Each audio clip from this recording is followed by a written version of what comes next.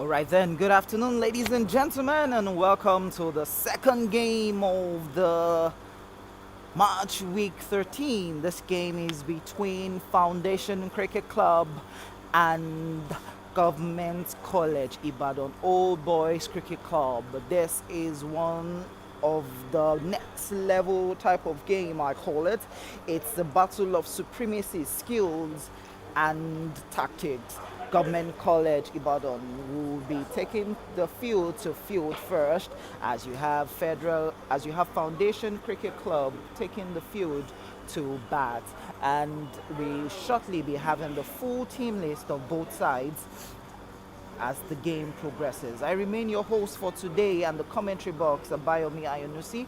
We will be ensuring that you all enjoy today's game and have it in a way that you least expected. Earlier on in the day, we had Rocks Cricket Club slug it out with Federal Government College Warri, in which FGC Warri, that's Federal Government College Warri, won the game by 7 wickets actually. Won the game by 7 wickets, and it was indeed a great game. Today's umpires for Foundation Cricket Club and Government College Ibadan Old Boys Cricket Club is Ramon Adelaku and Salako Aziz. Both are the two umpires for today's game, so they would definitely be looking for ways to ensure that this game is an interesting one.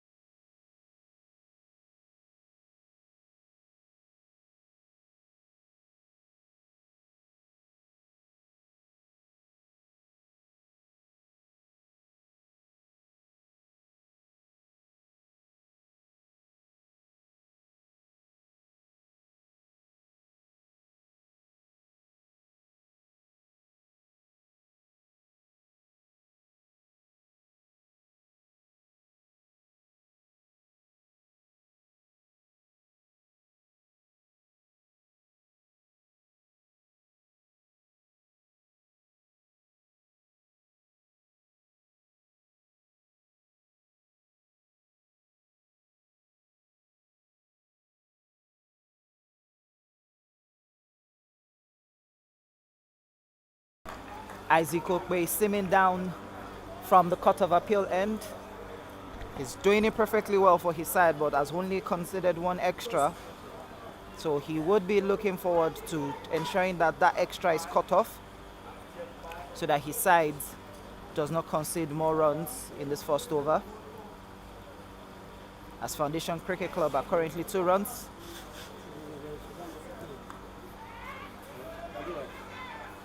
Running in between the wickets by the 2 batters. Isaac Okwe trying to find out if the batter is perfectly okay.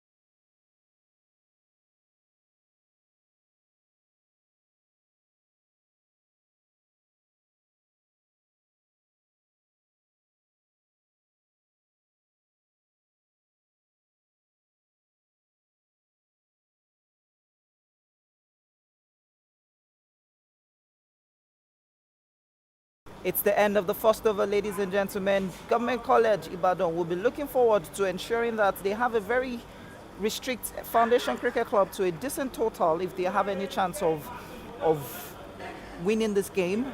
And it's 3 for the loss of the wicket after the first over. Isaac Okwe bowling the first over for Government College Ibadan Old Boys Cricket Club.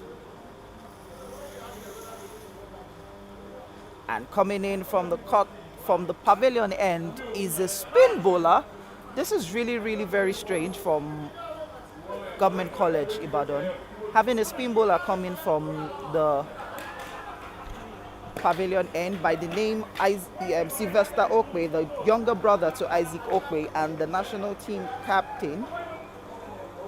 So it seems like Tunde Ayinde, the captain of Government College Ibadan Old Boys, is going for the option of spin and pace. Let me quickly run through the team list. Foundation Cricket Club, we have Peter Alha as the captain, Adeyemi Adegbola playing. You have Asia Joshua. You have David Ankra, the Ghanaian international for FCC.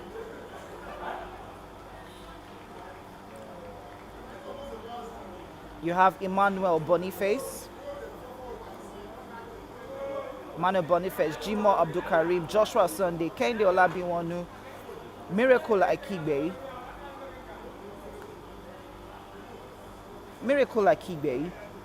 Muhammad Ridwanulai, Yusuf Gashan, and the 12th man today for FCC is Dolapo Gafar. Quickly to Government College Ibadan, you have Babatunde Ayinde, Ademola Onikoyi, Alfred Tay, Becky Kehinde, Dayo Ogunbayo, Elijah Monde, Isaac Okwe, Joshua Yonaike,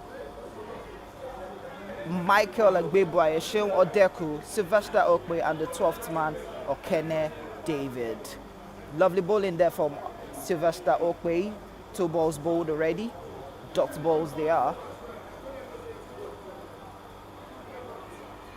That should be a wide ball. Monday Elijah misjudged that and that raced.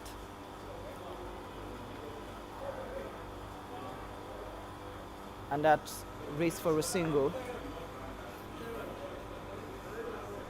Just like I said earlier on, the umpires for today are Salako Aziz and Ramon Adilaku. Played up in the air. Is that a catch? No, it's not. Dayo Gumbayo took a dive at that, jumped into his left arm, thought he could reach it, but lost the grip to hold on to that, and that has allowed the batters to go for 2 runs.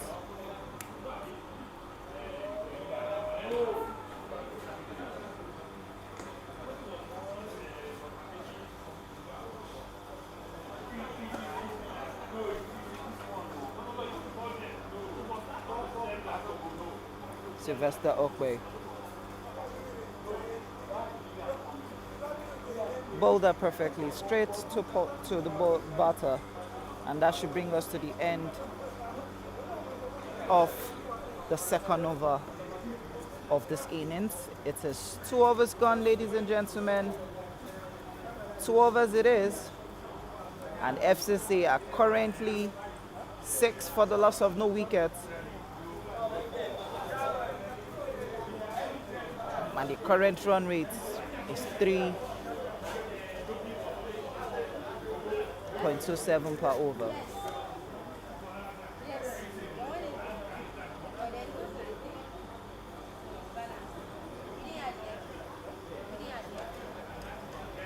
Isaac Okwe coming back from the Court of Appeal end for his second over and the third over of this game.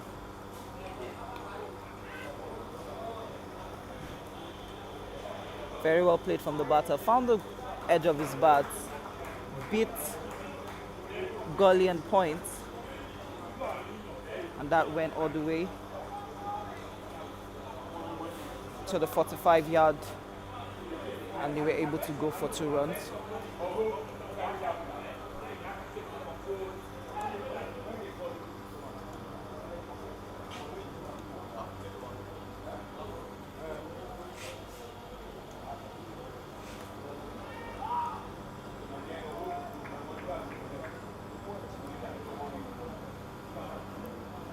Isaac Okwe doing very much well for his side.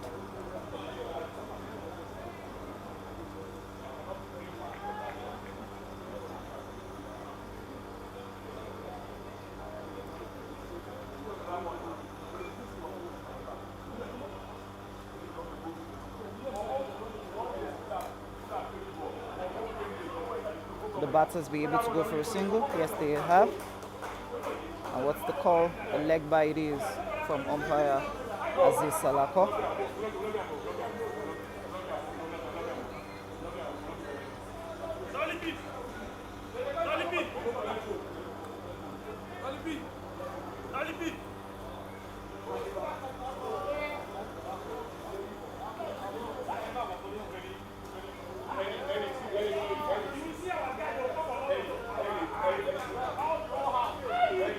Isaac Okwe simming the ball very well, ensuring that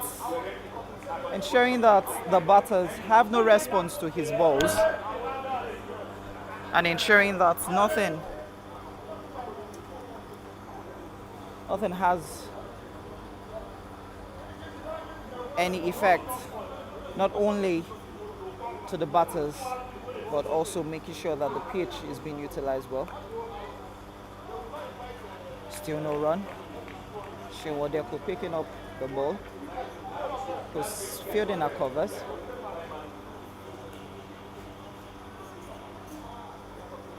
So we need to look at the strip for today. A totally different strip. This is definitely going to be one of the strips used for the female international later on in the month.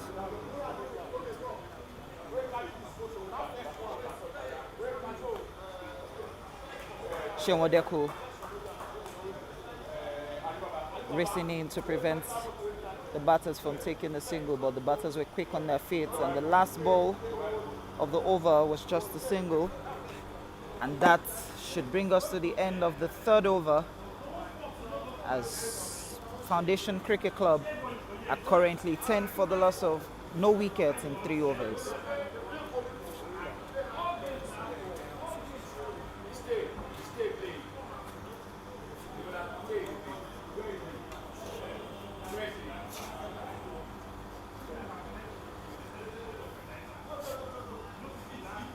Isaac, younger brother Sylvester, coming to bowl from the pavilion end. Not given. Asking question, Sylvester Okwe.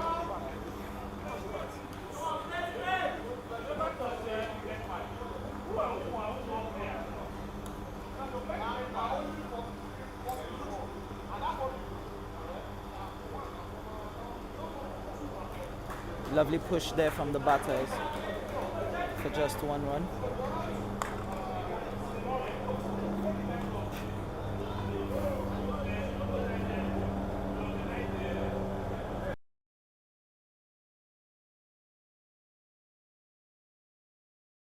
Miracle like Higby and Joshua Sunday are the two batters currently in. Joshua Sunday pushed that for a single. Joshua needs to hold on to the balls so that the batters don't have to take an unnecessary run, converting a run to 2.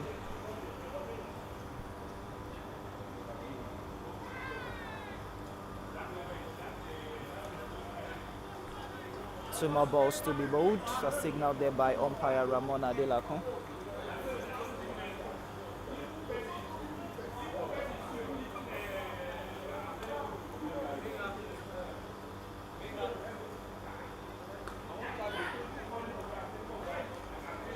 Very well bowled.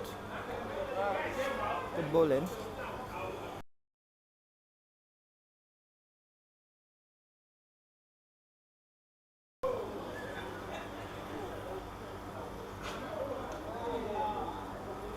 Why play that shot? Why would you play such a shot? You don't need to play such a shot like that. That's totally uncalled for. Miracle Aigbe, was he trying to play that above the 30-yard circle? But at the end, he fell himself down. And that has brought us to the end of the 4th over, as it's 12 runs for the loss of no wicket in 4 overs.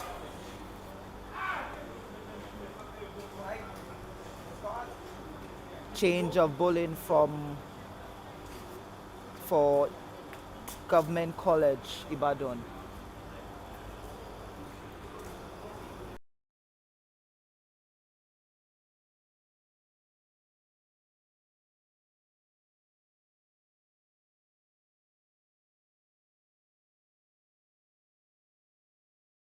Change of bowling from Becky is the new bowler, bowling from the Court of Appeal end.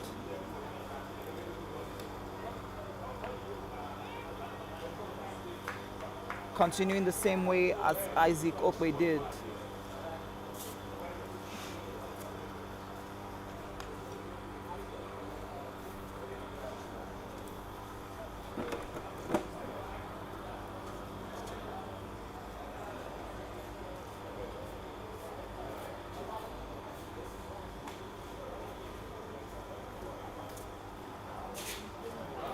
And Becky has struck. The change of bowler has just proved to be effective here, as the first wicket of Foundation Cricket Club, Joshua Sunday, has just been dislodged by Becky. And Foundation Cricket Club are just 12 for 1 after 14.2 overs.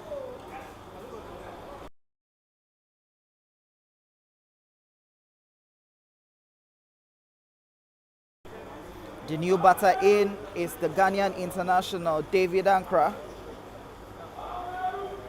He is the new batter who is coming in for Foundation Cricket Club. Just like I said earlier, and you can see it's 12 for 1 after 4.2 overs. Foundation Cricket Club are currently on 2.77 runs per over, and if they continue at this rate, we might be seeing them score less than a 50.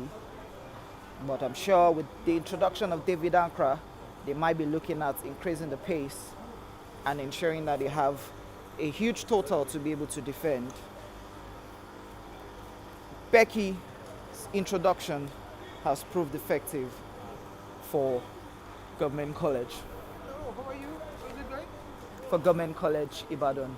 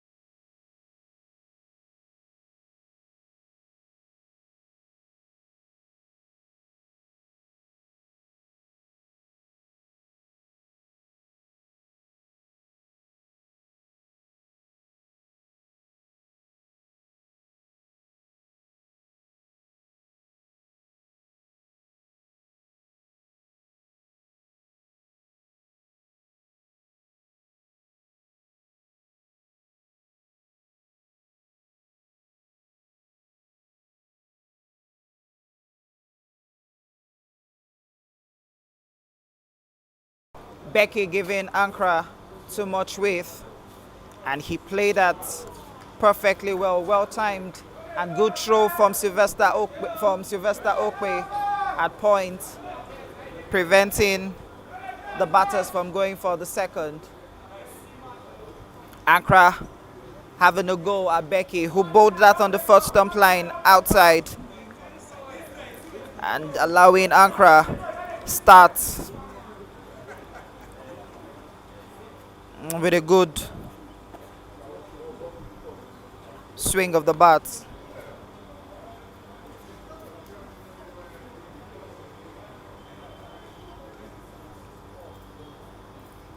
Ankara on strike.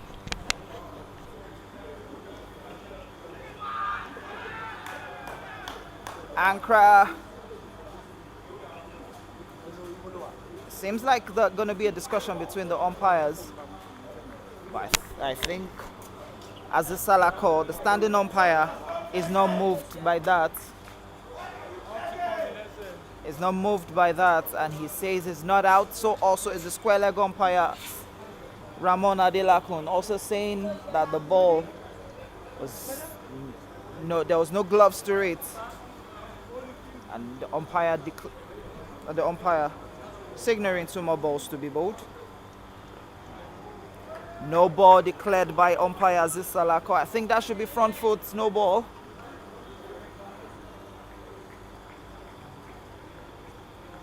That should be a front foot no ball. Yes, it is a front foot no ball, as confirmed by Tunde Ayinde, going there to recheck the bowler's stride.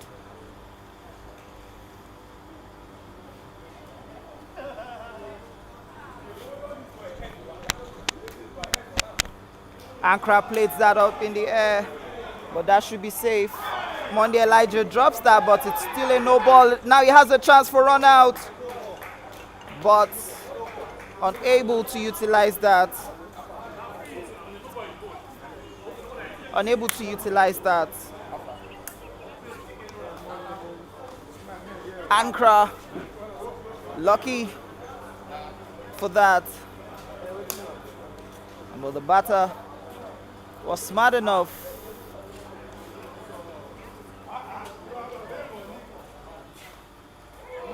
Oh, drop catch between Alfrete and Joshua Yonaike.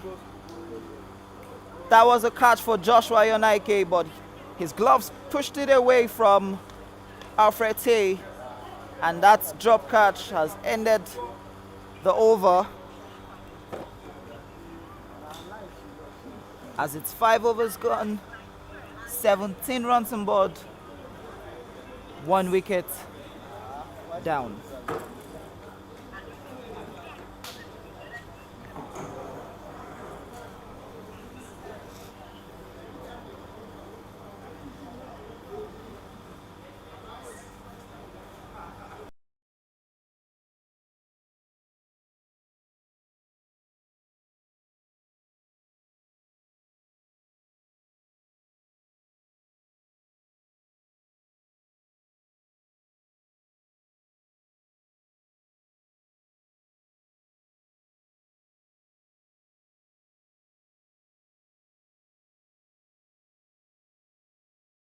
quick change of shoe by Ankara. Now he's having a proper cricket shoe.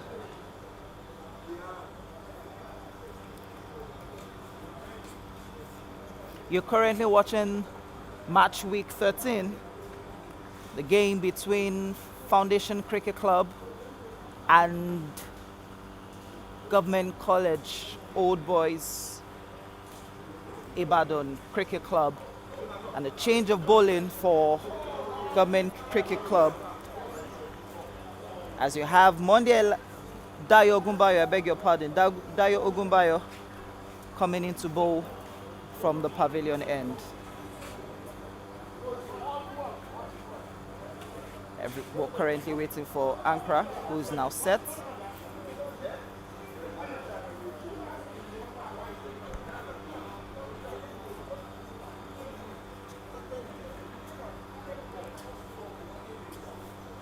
Ankara plays his trade in Ghana, but is currently playing for Foundation Cricket Club.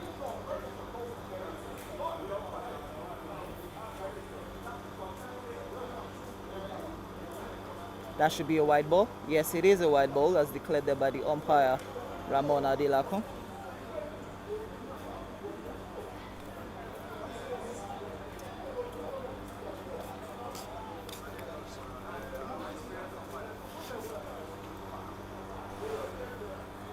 Not a good start from Dayo.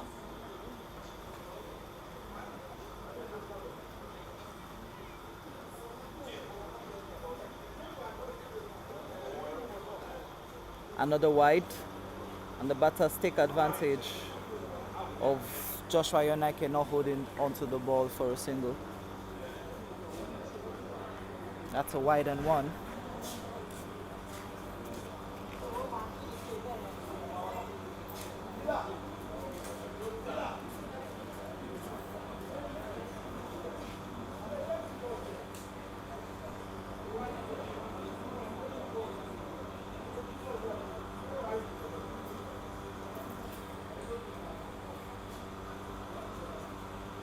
A lot of people have come to watch this particular match.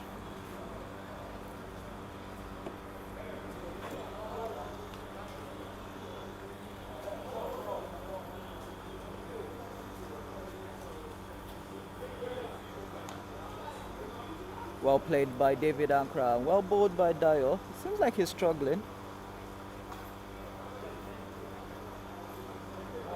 Looks like he's struggling.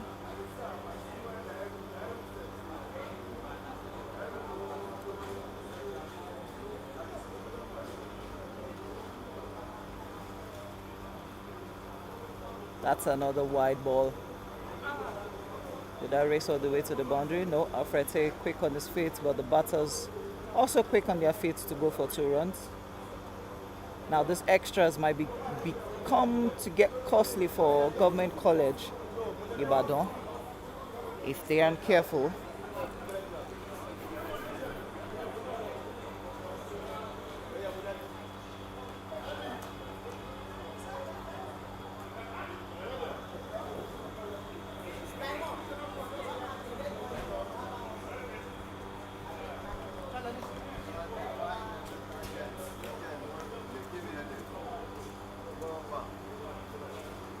Lovely shots by David Ankara, but could only find Shenwadeko at covers, who couldn't hold on to the ball, and the batters took advantage of that for a single.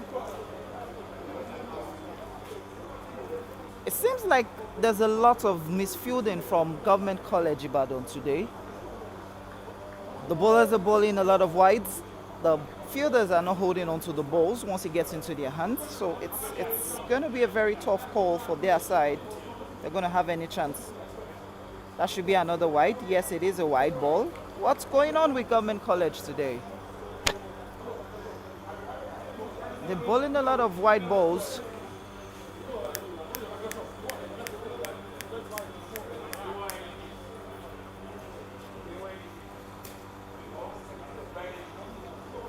A lot of wide balls. That's what they have been bowling.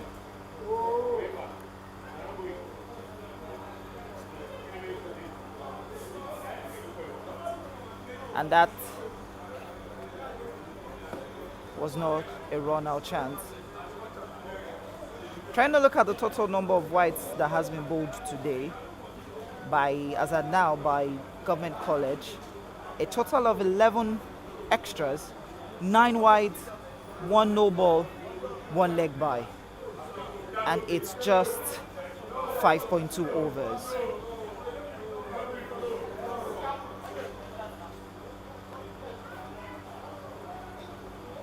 Shewadeku at covers, preventing the batters from going for a single. This over rate is pretty much very, very, very low. So slow. Because it looks like to me that Dayo Gumbayo has just bowled a total of almost eight balls already. Very well bowled. And we still have 1 more ball to be bowled.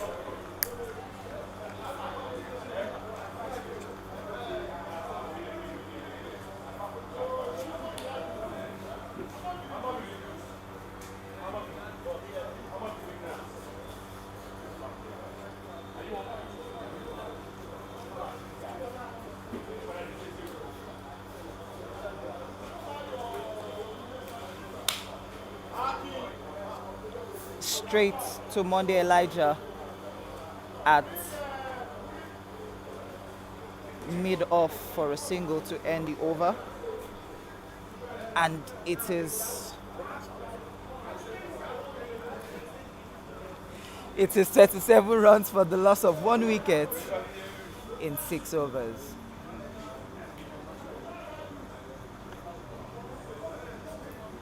So I'll be handing over the commentary now to Sheun Ajidagba. Sheun, good afternoon. Yeah, good afternoon, Yomi. It's an absolute pleasure and delight to be back at the home of cricket. Government College Ibadan Old Boys Cricket Club, slugging it out with Foundation Cricket Club. It's a battle of second against fourth.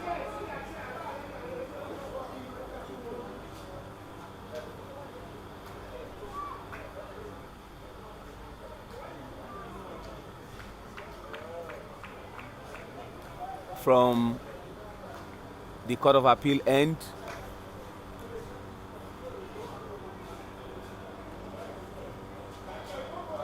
Becky Mubarak Kende, Miracle Akigbe, and David Ni Ashong King Ankra from Ghana.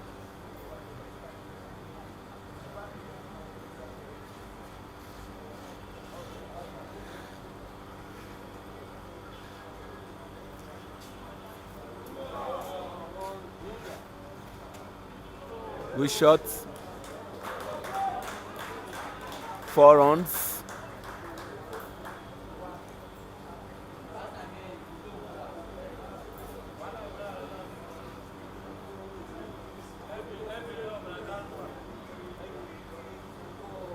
Miracle Akigbe is currently doing very well for his side. He's currently 10 runs and 22 balls. And David Ankra, you are the only one that could pronounce that full name. I just like to call him David Ankra. Scored 4 runs in 6 balls. And I'm looking at the total extras for Government College Ibadan, which is a little bit dismaying, I must say.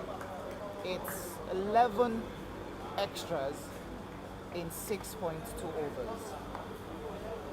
Definitely not the best. They need to cut out the extras and make Foundation Cricket Club work for the runs. Becky,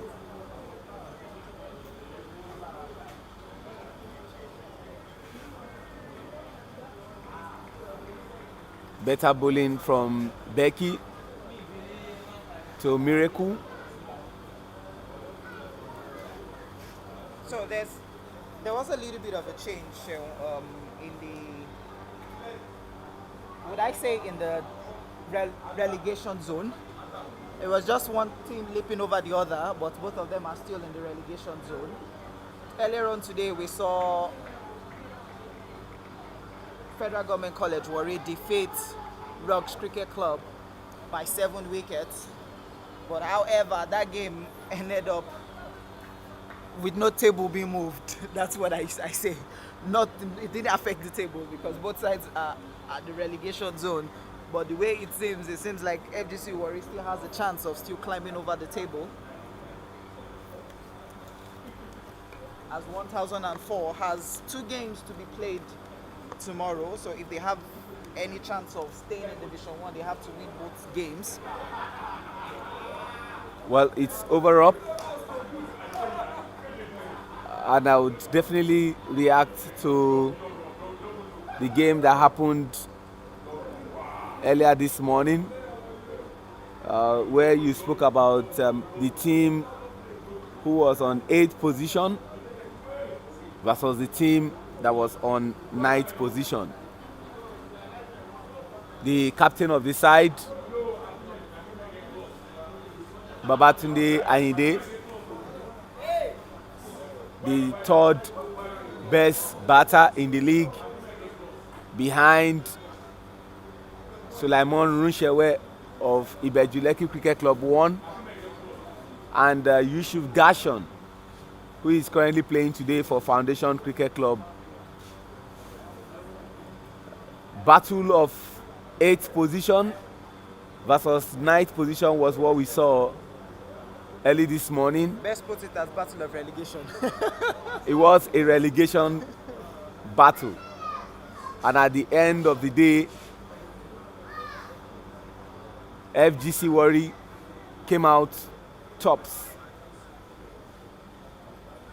which meant they've played 11 matches, same as Rocks, but they have 2 wins while Rocks have 1.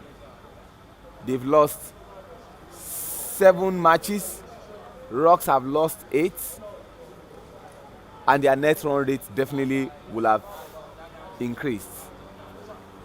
Total extras now show 12. It seems like the bowling department of GCI isn't coming into party today. Definitely that will just be 1 run. Isaac Okpe.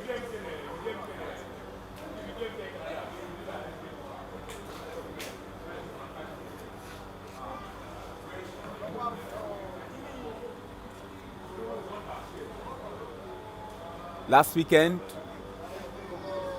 Shonwadeku and Ademola Onikoyi weren't available for their game. But wicket gone, bowled, finally, the miracle he was hoping for did not happen.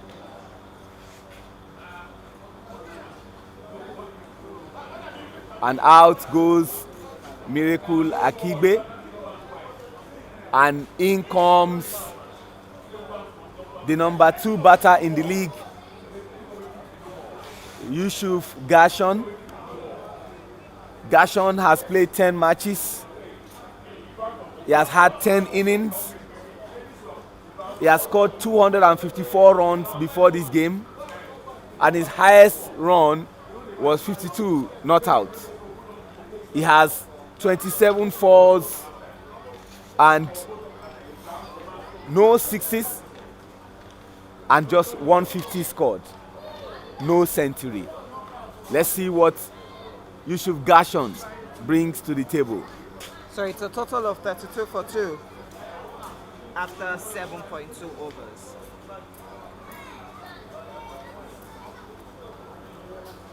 GCI have some of their players back from the championship that happened last weekend in Ibadan, where Oyo State defeated Lagos State in that epic final.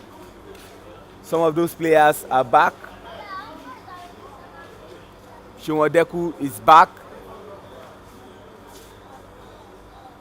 but no place for Ademola Onikoyi. Oniko is actually playing. He's on the field. He's at Slips. Oh, He's currently at Slips. I've seen him, and what a game we have on our hands. Yeah, definitely a very huge game. And from the crowds, you could hear a lot of people have come to watch this game. They know it's going to be explosive, it's going to be interesting, and it's going to be fun. And that is why you have a lot of people here. And you can hear right at the commentary section, you have a lot of people, both from Division 1s and Division 2s, even some people from the national level, both technical and all, are here to watch this game. Yusuf Gashon versus Tunde Ainde. Lovely shots, but just one run taken.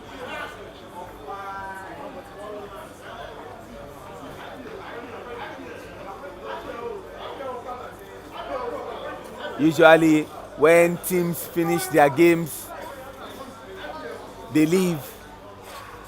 But because this is a very, very important game, teams are staying behind to see what will happen.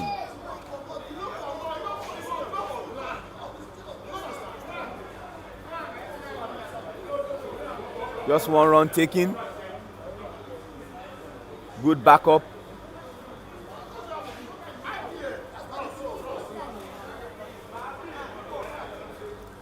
I'm sure Tunde Ainde with the ball would want to get the wicket of Gashon, who is the second best batter in the league. He doesn't want him to score much runs, so probably he can chase him. Tunde Ainde versus David ENGR.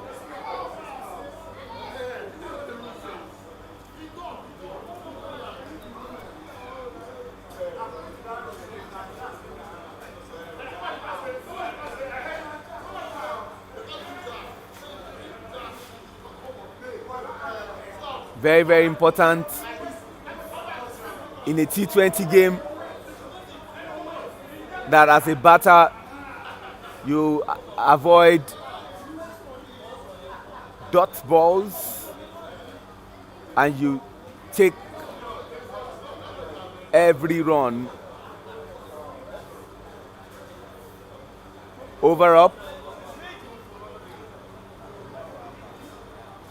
36 runs for loss of 2 wickets, 8 overs gone.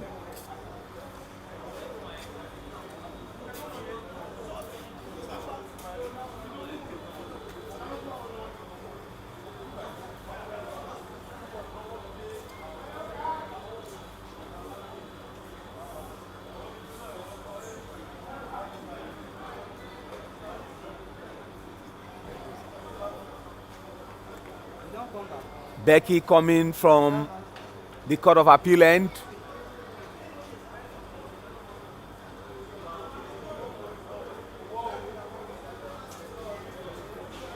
Becky versus ENGR.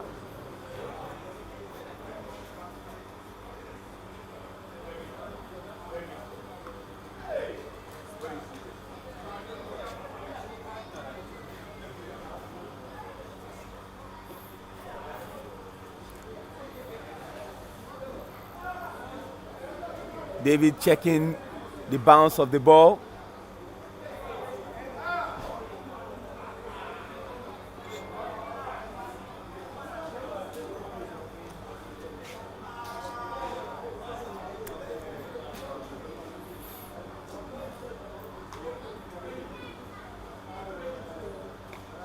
Oh, skied it up.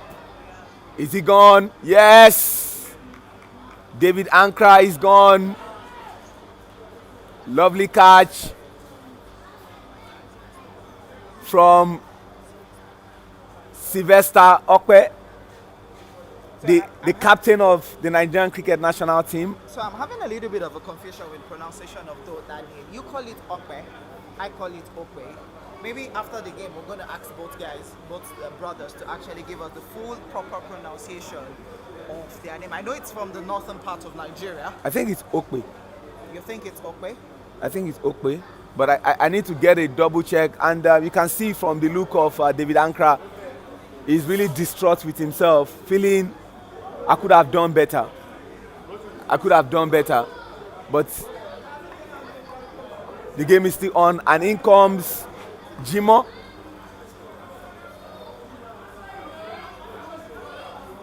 And as you have it there, it is 36 for 3 after 8.2 overs. Just like I said earlier on, it's the battle of supremacy, talent, skills, and resources. JCI are beginning to prove their dominance in their chase to close up the gap between the title holders and themselves.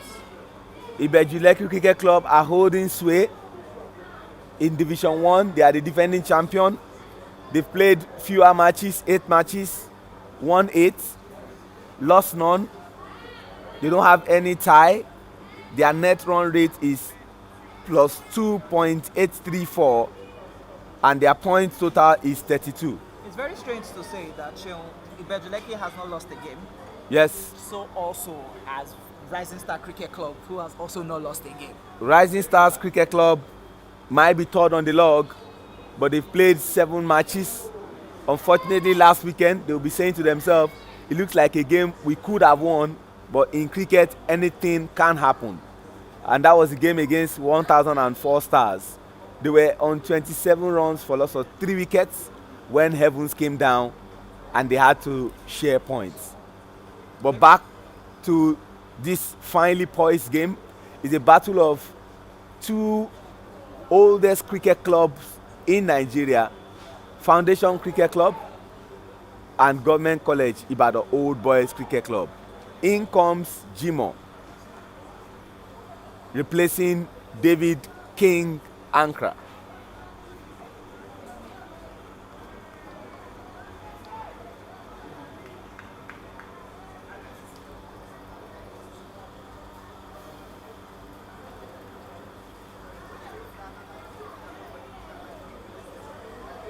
From the Court of Appeal end, Becky versus Gashon.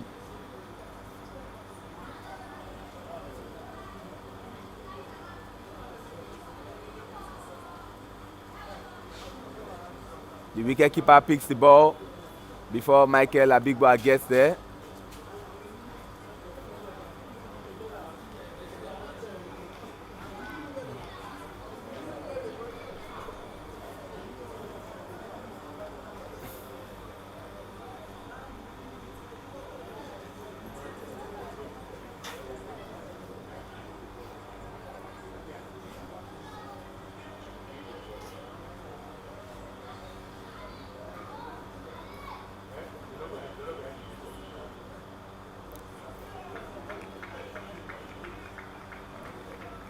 Chill, what do you think is currently going on with the FCC battle?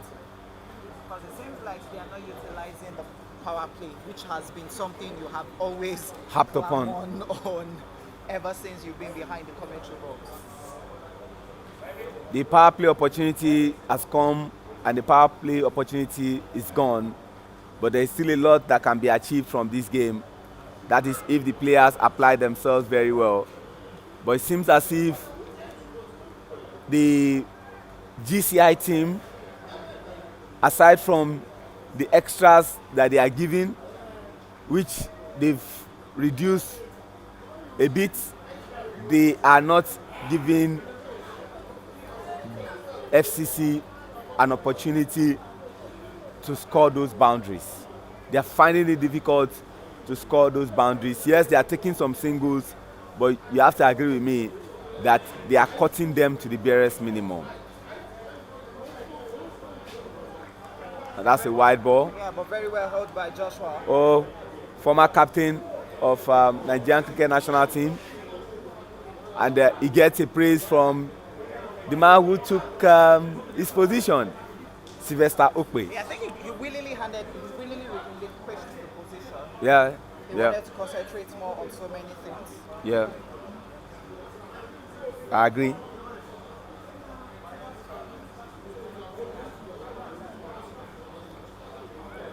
Better bowling from Becky. Yusuf Gashon taking his time. That's what he does usually. Yeah. He takes his time, understand the game plan of the bowling side before he decides to take a go at them. Over up. 39 for 3. 9 overs gone. We are getting into the 10th over.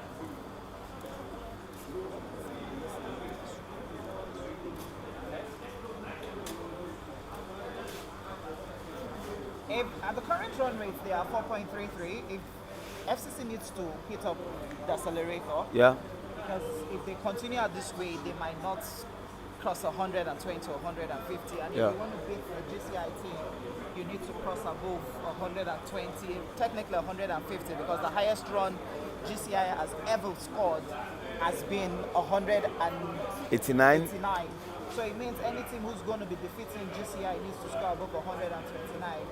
Bowling change for Government College Ibadan Cricket Club. Michael Agbeboye coming in from the pavilion end. He's here to take over from Dayo Ogunbayo. Will he be able to break this partnership between Jimo and Gashon, who are both from Kaduna State? And for the bowling guys, because we mentioned the batters, you have to give credit to Elijah Monde of GCI, who is the top dog when it comes to bowling. You have to mention names like Konkani, names like Chimezie Onwuzulike of Rising Stars, Mustafa Yusuf, the captain of Ibeju.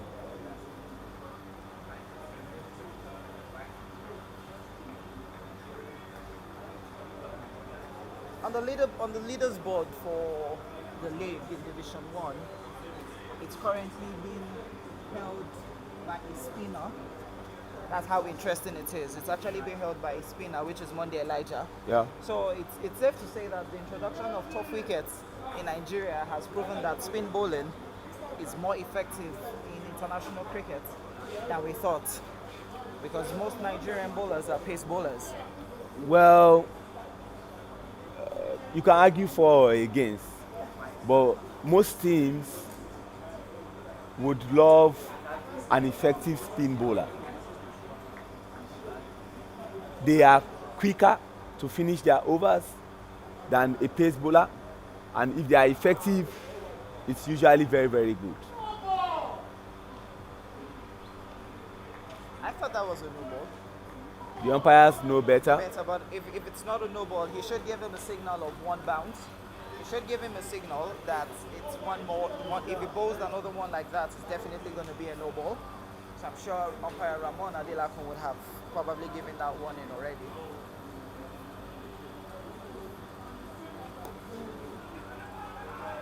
Gashon trying to take off, and Jimo, knowing truly well that he will be at the danger end, decides not to risk that. Yeah. I wonder where Gashon is actually running to. Just like they will say, it seems like there's a spring in his leg that he just wants to take off with immediate effect. While I agree with you that where is he running to, is also looking at it that in T20 it's sacrilegious for the batting side to have dot balls, but for the bowling side they're very excited that it's happening. Yeah, but we know Gashon very well that once he settles in properly, Yeah. he can explode. All he needs to do, if you don't want him staying there to the last 5 overs of the game. If he's there in the last 5 overs of the innings, he can put up a total of 35 runs or a total of 50 runs in the last 5 overs.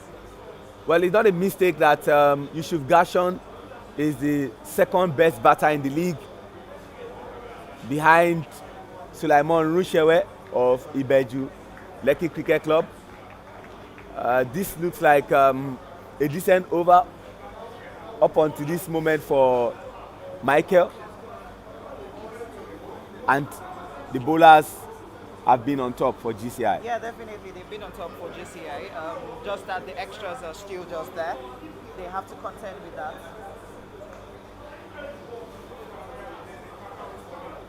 And the coverage is actually super, where Shiwandeku cannot get down to pick those balls.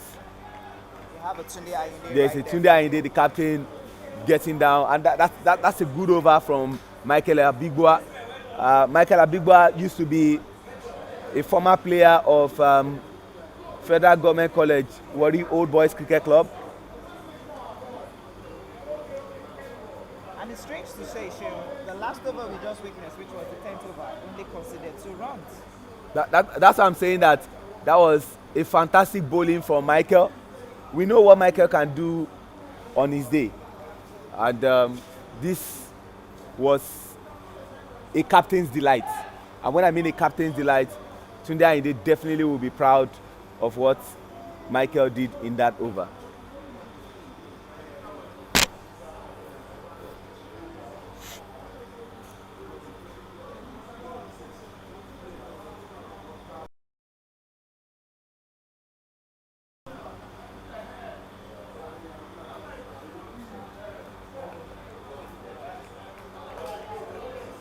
Becky and Jimo having a running battle. Becky coming from the Court of Appeal end. And you recall that the last meeting between these two teams was at the Unilag Cricket Oval. At some point in time, it was looking as if GCI were comfortable with the bowling until Jimo got into his marauding self and started knocking them for some sixes. And then sanity had to prevail before GCI won that game. He was so comfortable with the pace bowlers on that day at the Unilag Cricket Oval, but shocked that the same Jimo that was comfortable then seems to be finding it difficult with the same pace bowlers. Yeah, I think it's a change of venue. Yeah. You and I know very well should I say your alma, your old school, or your current place of work. Very well played there from Jimo. Using the wrist, pushed it down towards the leg side for a single.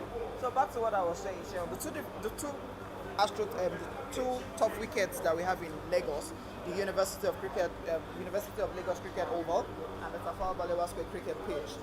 Both sides are totally different. Now you could look at the TBS pitch; it's all greenish, which means that you have more of spin bowling will be effective here than over at Unilag, where you have pace bowlers would have a go, and it depends on whichever strip you're using at Unilag, where the spin bowlers can also be effective.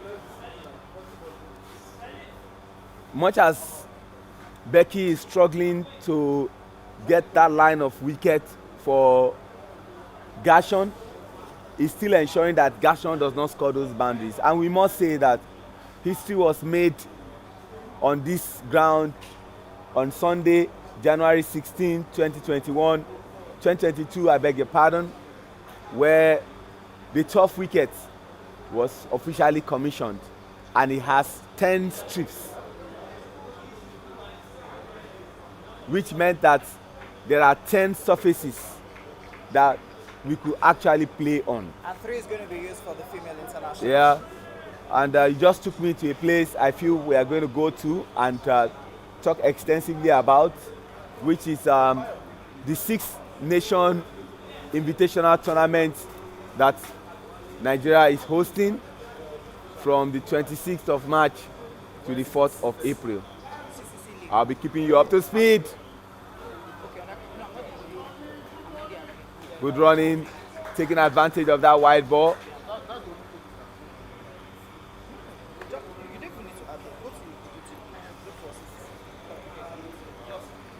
The Six Nation Invitational Tournament, we have host Nigeria, we have Sierra Leone, we have the Gambia, we have Cameroon, and of course we have Ghana.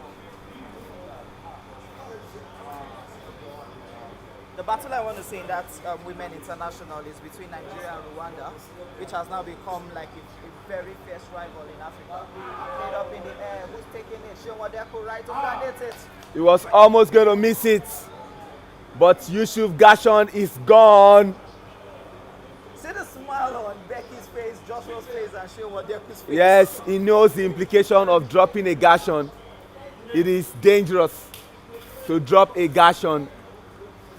And Gashon, like I rightly told you, is the second best batter in the league to Sulaiman Runshewe of Ibeju.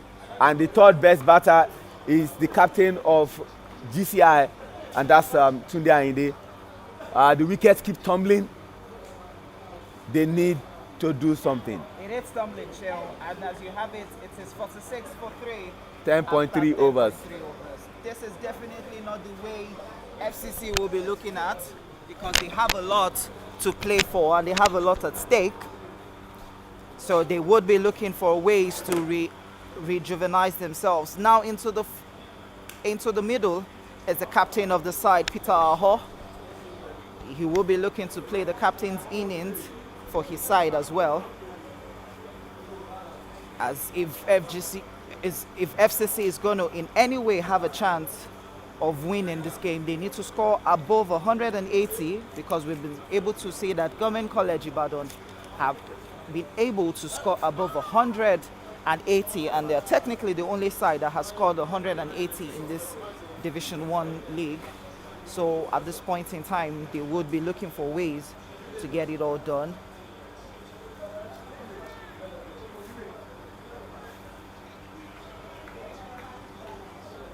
For the 6 for 4.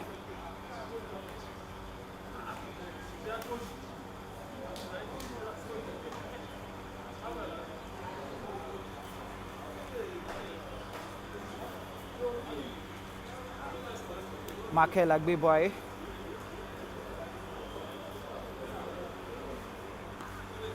Very well bowled by Michael. Jimo taking his time.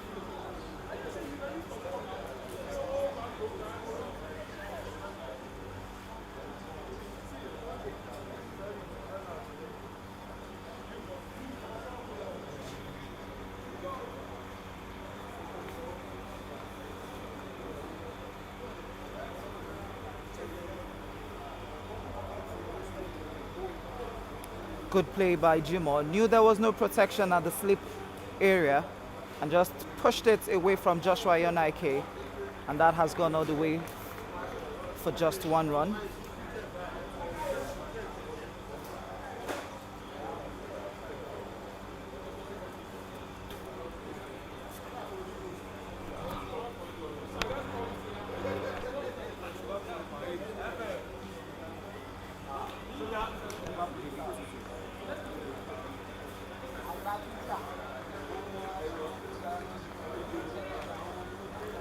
Three more balls to be bowled.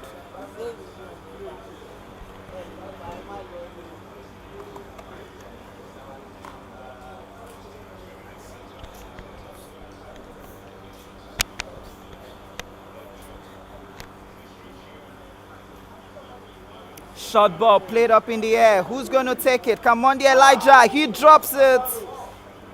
I felt Joshua Yonaike should have gone for that. Joshua has the gloves. He would have been able to take it, but he decided to let Monday Elijah race all the way from mid-wicket, and he dropped that catch. If Joshua had gone for that, he would have been able to take that with the gloves, but he allowed Monday Elijah to go for that. Now I'm looking at where the ball dropped, Chill. Look at where the umpire is, Aziz Salako, and look at where the ball pitched. Look at where Monday Elijah is. He had to spring all the way to pick that catch. If Joshua had moved faster, he would have been able to take that catch because he had the gloves and the pads. All he needed to do was just dive into it, take it with his gloves, and that would have been another wicket for GCI. Catches, wins, matches. It's a sacrilegious offense in cricket to give a batter a second life because you don't know what is in stock for you. Peter Ho facing, and Peter Ho seems disinterested.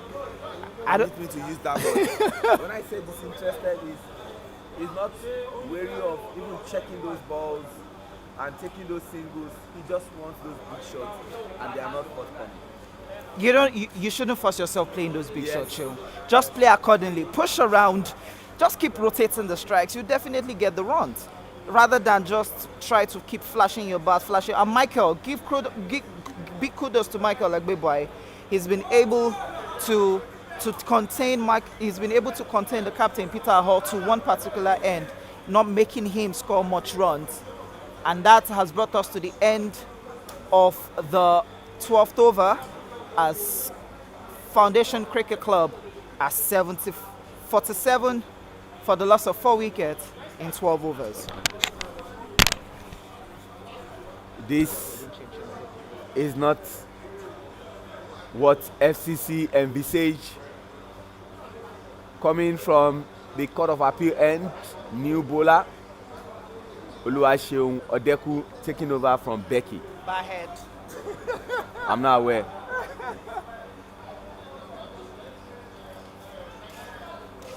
First ball, wide ball, 1 run advantage. It's safe to say, Sheon, that every single bowler that has bowled for Government College Ibadan today has bowled an extra in each over.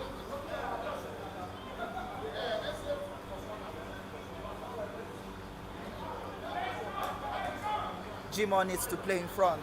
The way I see it now, Sheon, it seems like the FCC batters are struggling with pace and with medium pace bowlers because Becky is not so quick. So also is Shewa, so also is Michael Agbeboy. So they've been struggling a lot with the medium pace bowlers. And that must have been a very good strategy by Tuli Ayinde. Odeku really rolling back the years and showing us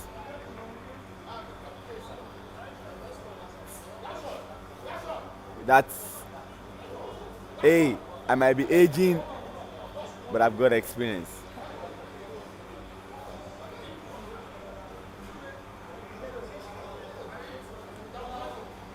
Finally getting himself out. Lovely run up. I mean, lovely run in between the wickets from the two batters, Peter Aho and Jimo.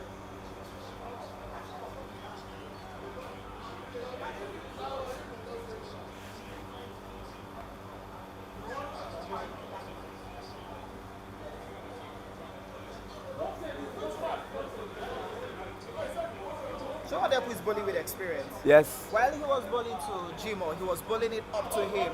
And now he's bowling to Peter Aho, he's keeping it low. I think he knows that Peter Aho has the strength to hit it over his head. So he's trying as much as possible to keep it low and forcing Peter Aho to play probably up into the sky. Wide ball. Where he has Isaac Okwe Yes. and Dayo Ogunbayo at the fence. Just like you said, Shion, that was a wide ball. That is the second wide in this over. So take out those wides that GCI bowlers have generously donated to FCC. You want to say that would have had minimum runs.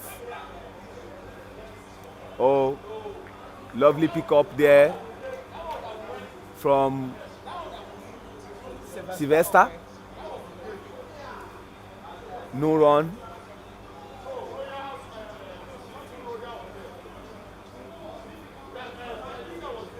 It's 13 overs gone. Not yet gone. Oh, apologies. Just 2 more balls to be bowled. Yeah, 2 more balls to be bowled. They finally take this one. So, would we say that GCI first had a weather fatigue while they were playing in the first 10 overs? Because now it seems like they picked up their pace and they understand what's at stake now. And they are doing everything possible to cut off the runs being played by FCC batters. Definitely after 13 overs, this is not definitely where they expected the team to be. 51 runs for loss of 4 wickets. Definitely not what they envisage. And they need to start scoring those runs. We are currently going into the 14th over. They need to increase their run rate. The run rate is definitely too slow. They need to have some 6-7 runs per over.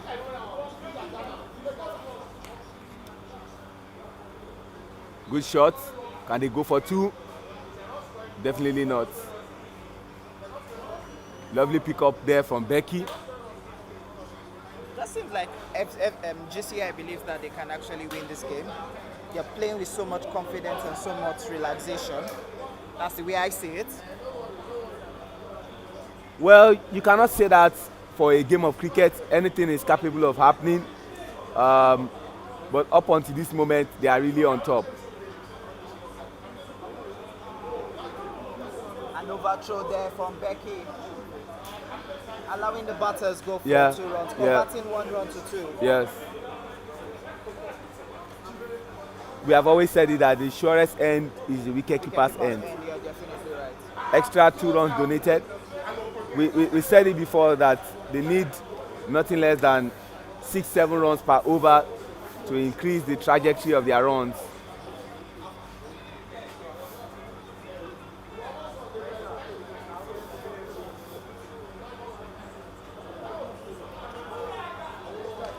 That was almost going to be another extra and unwarranted run, but it was curtailed. After the innings, I'll show you.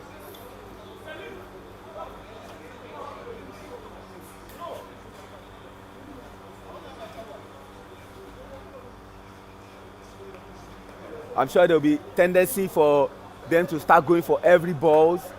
The reason they're trying to take Michael on, but Michael also is not relenting in his bowling. He's trying to reduce it to the barest minimum. But if they need to just take on a particular bowler, or probably they need to just pick an over that which they need to explode. Peter has just lost his wicket. He just lost his wicket, and that was not what is expected of Peter. I'm just looking at what he just did right now, Shehu. The ball was on the off stump. You triggered to the leg side, and I had to stretch your hand to play the ball that was bowled on your off stump. How do you expect to hit that ball? The wicket of Peter is gone, and currently they have lost 5 wickets and they've got 51 runs. 55 runs, I beg your pardon, for loss of 5 wickets in 13.5 overs. 1 more ball to end the 14th over.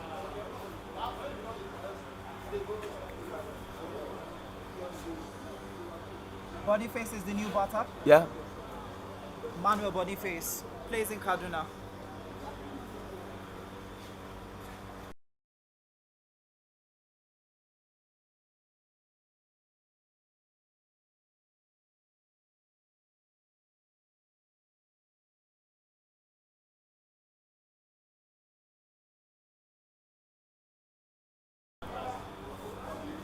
Last ball of the 14th over. Michael Abigboa. First assignment of Boniface is to face Michael. And the sign from the main umpire, Ramon Adelakun, means dead ball. So he has to take the last ball. He checked the ball to have a feel of the bowling of Michael. Good over from Michael. Unfortunately, they've not increased the trajectory of their runs. I mean, the run rate has not gone up. There's something they need to do about it. It's 55 for 5 after 14 overs. Definitely not the kind of way. Definitely not the kind of way FCC would have looked at. Of course, FCC will be saying to themselves, we need to get things going. We need to increase the runs. We need to increase our runs. But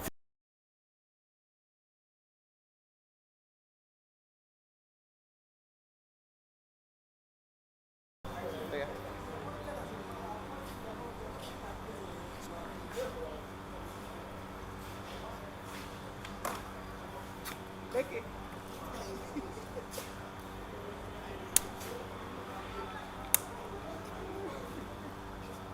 Shewadeku back at the Court of Appeal end.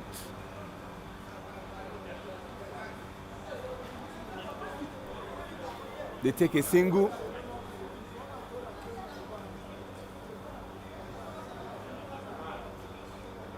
The two batters for FCC, Jimo and Boniface. So I'm looking at the, let's look at the center shell. You can see the strip. It's all greenish, all thanks to the rain that fell today. Yeah. And you could see being greenish actually makes the bounce much better. That should be a white. You know, to generate photosynthesis, you need water and light. Okay, that's taking us back into Yeah. secondary school Yeah. biology. And so class. this ground needs that water, consistent water, to bring out the lush green. I'm sure lovely shot from Boniface, getting themselves out of jail. Permit me to literally use that word. Yeah, And definitely. I'm sure Sheung understands that when I have men on the offside and I'm bowling to the leg side, I'll definitely be in trouble. So I'm looking at his field set from the offside. He has Michael Agbeboye at third man. He has Afrete at backward of. Has Afrete at goalie. Has Sylvester Okwe at point. Has Becky at covers. Has Odikoyi Ademola at deep extra covers, and he has Dayo Ogunbayo at long off. So he needs to keep all the balls on the offside. But he, Sheon, as experienced as he is, he knows what he's doing. Definitely. But let's not take it out of the batters. Yeah. No batsman, he has experience. He knows when to hit the boundaries and he knows when. He knew what he was doing up until that moment where he had to throw that ball, and Boniface told him, you do that for 6 balls, I send you to the boundary for those 6 balls. Oh, lovely shot. On the ground, straight. And just 1 run taken. That was lovely drive On the ground. on the ground. You don't get a better drive than that. Driver's license, we call it. Some don't have driver's license and they drive. But when you don't have driver's license and you drive, you could be arrested. Depending on where you're driving. I know in the UK you could be arrested, but here in Nigeria you probably might have your way. Good running in between the wickets, between Jimo and Boniface. I think they know they need to update the runs, and that is why they are doing it perfectly well. They need to up the ante.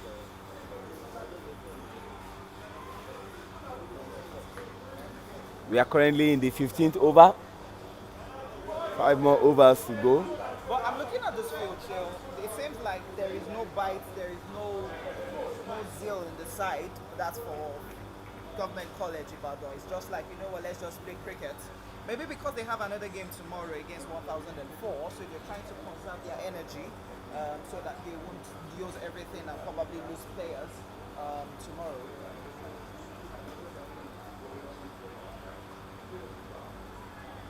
I agree with you. But then, one game at a time.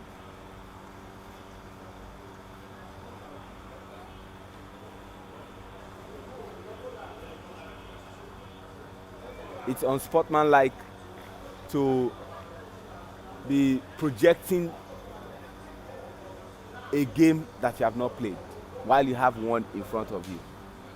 I'm sure they will be thinking about that as well, as we have come to the end of the 15th over, and it's 63 for 5. after 15 overs. The last 5 overs to be bowled. And at this rate, FCC might not be able to score above 100. But the last 30 balls will be a determining factor on the total run. When they are on 63 for 5 and to get to 100 means you need 37 runs from 30 balls. But they don't have to do that. They need to get more than... That's what I'm saying, that you were projecting 100 before. Yes, please. And so it meant that they need to start scoring 7 runs per over. Yeah, definitely, you're right. Michael Abigboa versus Jimo. No run there. I'm still asking myself, why are these batters trying to just run in between wickets so quick? Just take your time. Wait for the bad balls, and if the bad ball doesn't come, you convert a good ball to a bad ball. Their problem is they can't afford these dot balls anymore. They know the wickets are there. They are not scoring the runs. They need to start scoring the runs. So they are under pressure to score runs. You don't want to take a 2 against Isaac. Isaac is, literally speaking, a crazy fielder that you don't want to dare. Hi, Ajay. How would you say the field is or the pitch is affecting the play of the game today? Well, the field is not really affecting the playing condition. Just what I see is GCI have bowled tidily to a large extent, and aside from the extras that they have given, which are sacrilegious when you are bowling, GCI have done excellently well to keep them at this level. T20 is the batters game, but the batters of FCC have not found joy in the batting crease. And there's no single reason other than the tidy bowling of... So this is the 16th over, almost coming to an end. And so far I've seen the batter of FC, that's FCC, struggle with bounce off the pitch. Personally, I would say the groundsman has done an amazing job keeping the field solid the way it is and playable today. And we know from experience that once it rains, teams share point. Yes, yeah. Today is an exception. I would say well done to the grounds team. Well, Israel is one of those critics of when things are not going right, because we are here for education purposes. There's a difference between criticism and critic. A critic is an objective person, and he has given them thumbs up. Oh, gone. Another sky ball. Another sky ball. It's like the fourth way the batsmen for FCC are going out. Yeah. Behind square, mostly at like short fine. And it's like the third or fourth batsman losing their wicket around that area. Yeah. What do you think about that? I mean, these guys are not playing straight, or are they trying to do something out of the ordinary? Why do you think that particular area has been a strong area for TC? So before she answers that, I'm just going to say, on the more funny part of the side, on the flip side of it, it seems like FCC just said, you know what guys, let's just come and play. Let's just play and enjoy the game. Because I don't see why you would come and play against the second team in the table, and you're losing your wickets by just playing casually. And after you lost your wickets, you see all the batters smile while they are coming out. And before I answer Becky, just to corroborate the point of, before I answer Israel, just to corroborate the point of Abayomi, this is a sharp contrast to what we saw last weekend when they took on the 5th place team on the log, which was Government College Ugeli Cricket Club. They had a better performance and they were supposed to play I think 1,004 stars, owing for heavens to come down, or you call it a torrential rain that allowed the field to be unplayable at both TBS and at the Unilag Cricket Oval. Oh, they're supposed to play Federal Government College, Warri Old Boys, last weekend. So today is really going on for GCI, and we are back to the Court of Appeal end.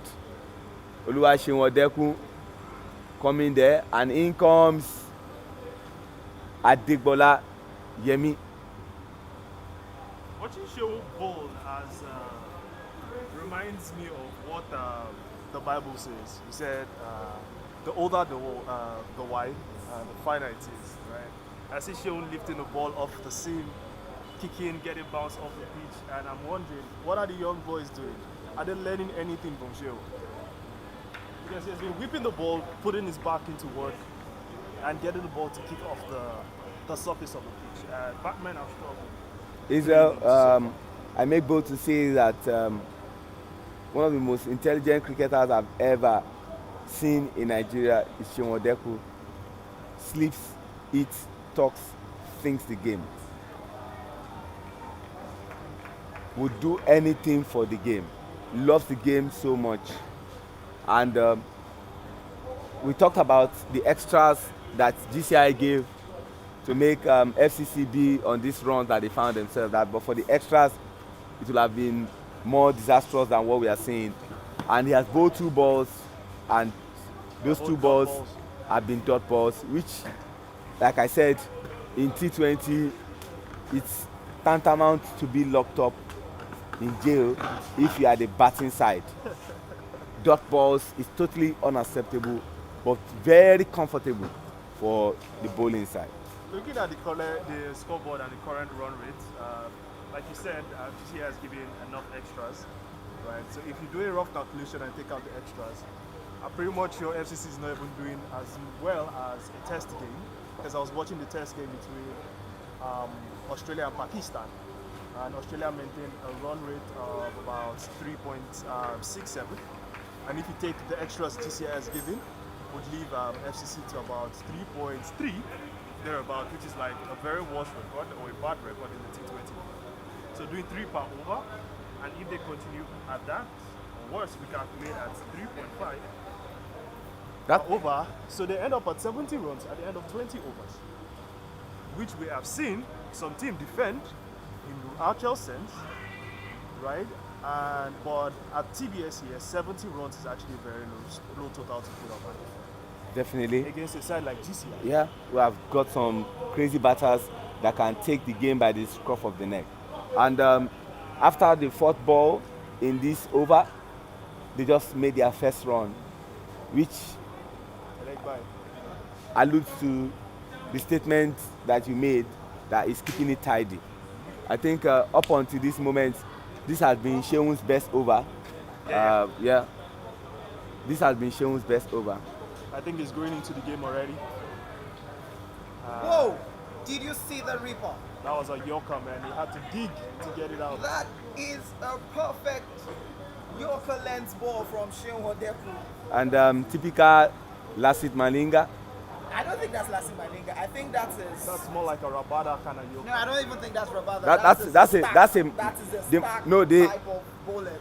The Malinga I'm talking about is he throws it into that leg, leg. Yeah, you're right. Yeah, and that was what YISHAWU went for. I'm sure the man Jimo is still feeling Jimo is, you know, so permit me to use this unpleasant word, Watimagbo. That means you must have been hearing it. That means you must have been feeling it. Watimagbo is a very, very common lyrics here in Nigeria. Emmanuel, it's a 67 for 6 after 17 overs. Current run rate is 3.94. If they continue at this rate, we might be seeing them score less than 100. The guys are bowling tidily.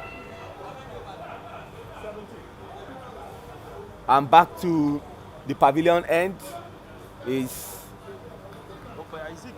Okpe Isaac. He has 2 more overs. So he's bowling the 18th. So the way I'm looking at it, he'll be bowling the 18th over and possibly bowling the 20th over. I feel Sylvester might come in. And you can preempt an Isaac that in his ball there will be 1 bouncer. Yeah, And there'll be a short ball. For someone like Yemi, I don't think it'd be ideal to bounce it because he's a tall guy and he has that swing. I think you just get it closer to him, keep it at the grab. But if you don't envisage it, it might come. Yeah, definitely. I'm sure Yemi will be looking for a full drive or a full delivery to drive, just like we have just seen here. He just entice Yemi to drive, get him out of shape, and you know what, just put one dead straight. So I'm trying to ask, I'm trying to reiterate what Achidagba has said. And I'm looking at Isaac Okwe's field set. He has the third man, he has the final leg. So obviously he's probably thinking of it. And he's having it at the back of his mind. He might be bowling that kind of ball.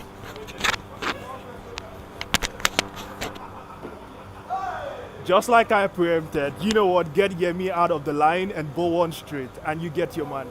Isaac has got his man, and the wicket of Yemi Agbola has fallen. I think he's out for a duck, if I'm correct, and he's walking sadly. And the captain of the side walks in to see if he can get something. Number one, jersey number 1, Kehinde Olabinuwon. I hope I got his name correct. And Olabiwonu. Apologies for that, but I think GCI is doing a fantastic job. So far, so good. I think this is like the best bowling performance so far this season. And this is the second time these two teams are coming heads on, and GCI was victorious in the first game. This is the second one, and it's almost turning out the same.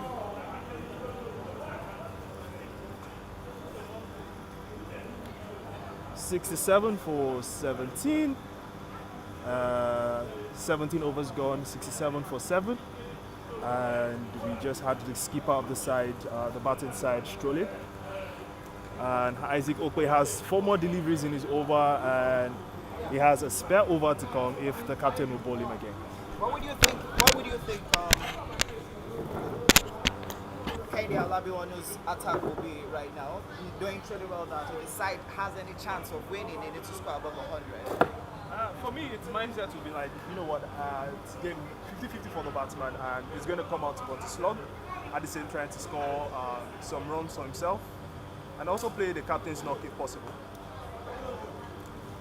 Good bowling there from Isaac Okwe, Nigerian international, and we are very delighted and happy to have the high performance manager and the coach of the national team of Nigeria, the senior Yellow Greens, a World Cup winner in 1996 with Sri Lanka, Deshabandhu Asanka Pradik Gurusinya.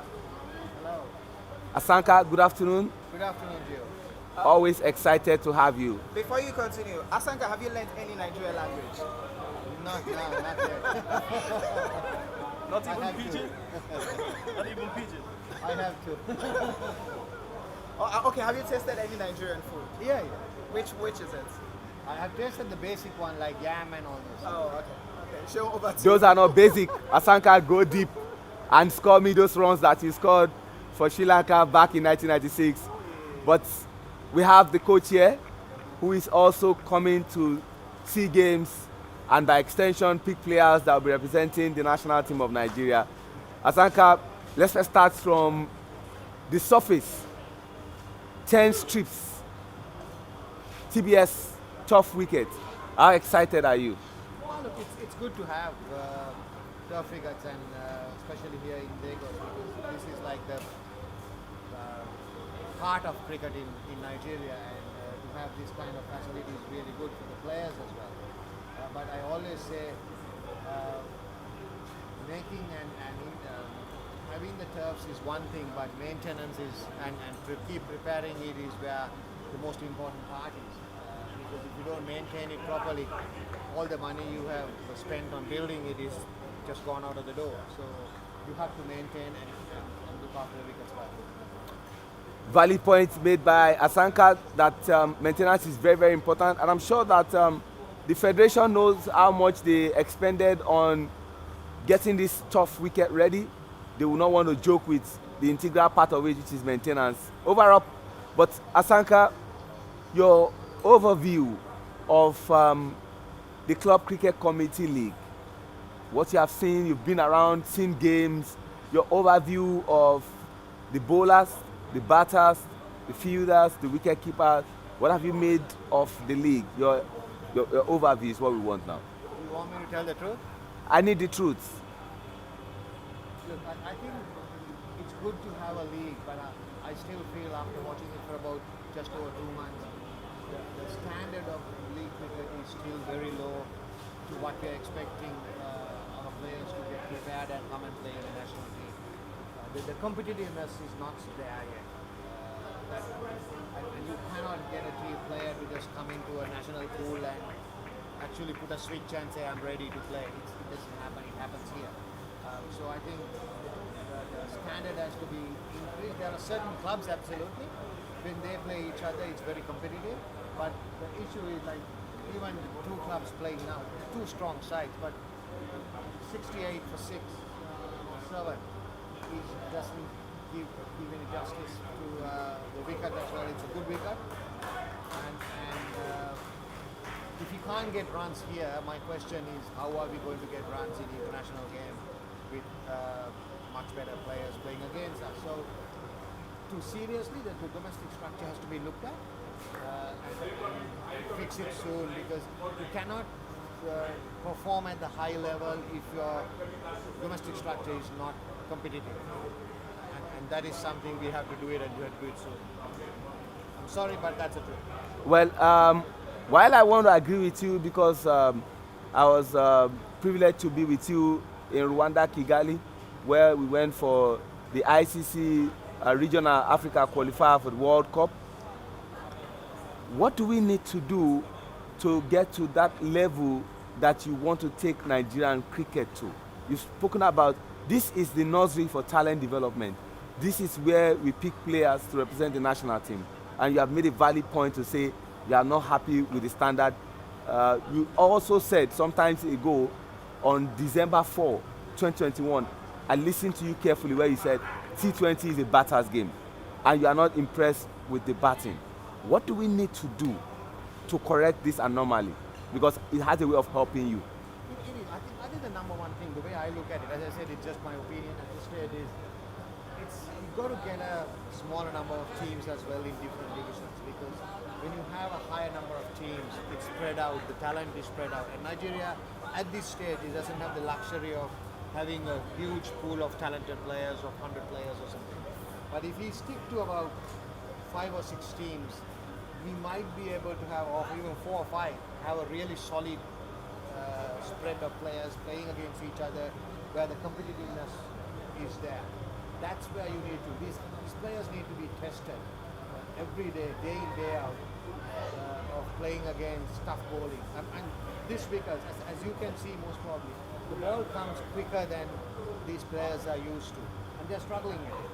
But they will only learn by playing continuous cricket like that.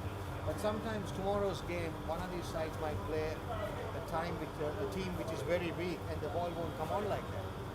So consistently, day in, day out, in a weekend, if they play tough games on these tracks, they will learn, and these are talented guys. They will learn very quickly, and we can turn it around. But it's that competitiveness that we really need, and it's the intensity of the games that we are looking at. So it's easy to say, but there's a lot of work to be done. Overall, we'll come to Asanka, and the next question we'll be asking Asanka is, the last time we saw Asanka have a competition was in Rwanda, Kigali. What is next that Asanka is cooking up for the national team of Nigeria? But back to the game we are watching, Foundation Cricket Club versus Government College Ibadan Old Boys Cricket Club. We are 73 runs for loss of 7 wickets, 19 overs gone. This is the last over, and coming from the pavilion end is Isaac Okwe, Nigerian international. I will be facing Jimo, who has not really found joy in the batting crease. Last over, let's see what they make out of this. Let me come to you, Asanka. What plans do we have for the national team? So at this stage, as an ICC tournament, it's going to be in November or December for us. That's the ICC tournament we have. But I have given some proposals where we need to play some matches with some other oppositions. Leading up to that. So that is something NCF is working on, and hopefully I'll know in the next 3-4 weeks exactly where we are heading. Because these tournaments will be ending up most probably by about May or so.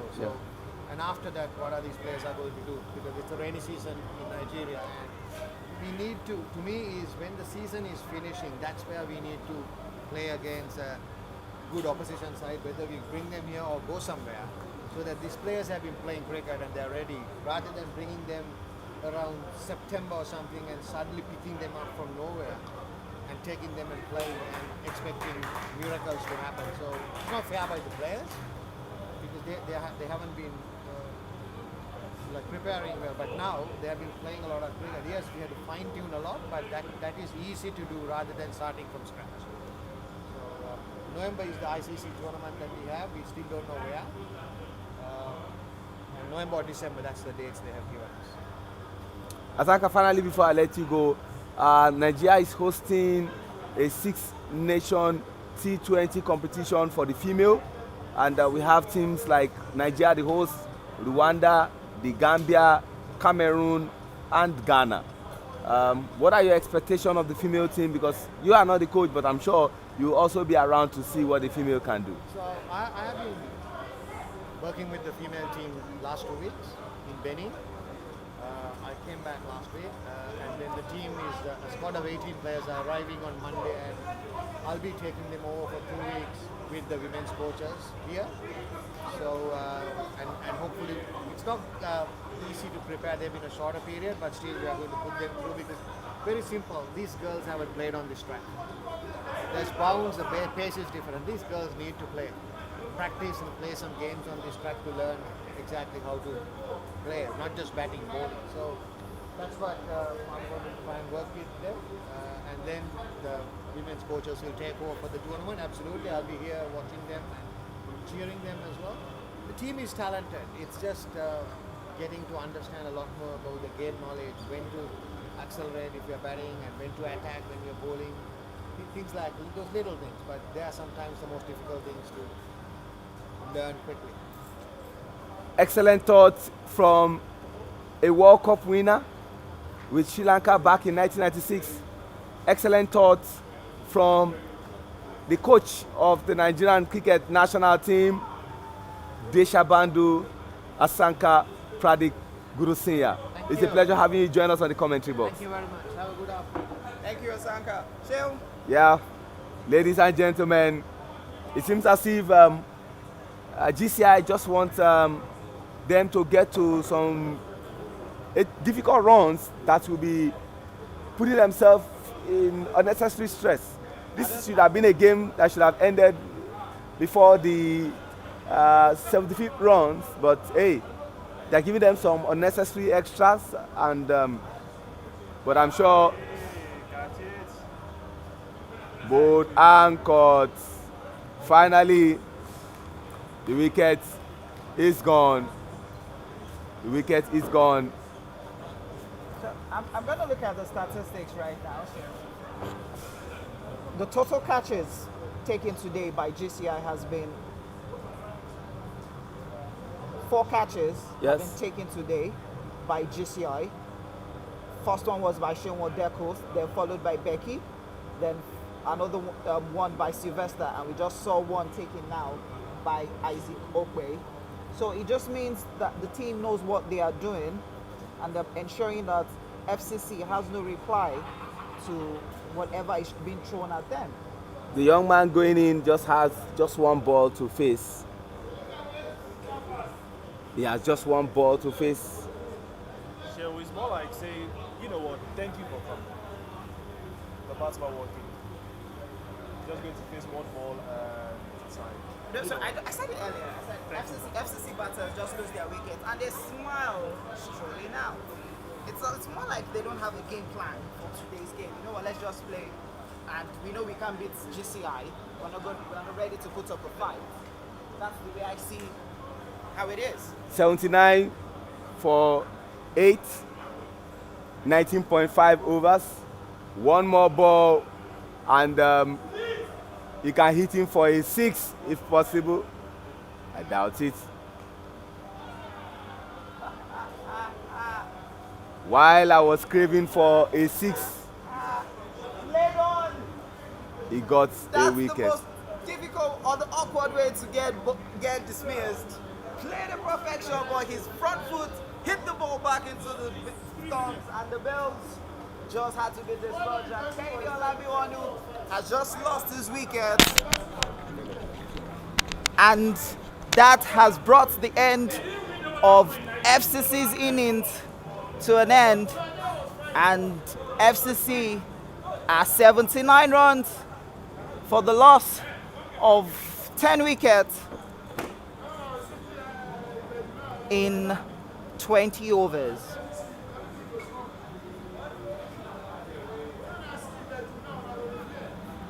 Oh, my sincere apologies for the loss of 8 wickets actually. For the loss of 8 wickets in 20 overs. We'll be right back for the second innings.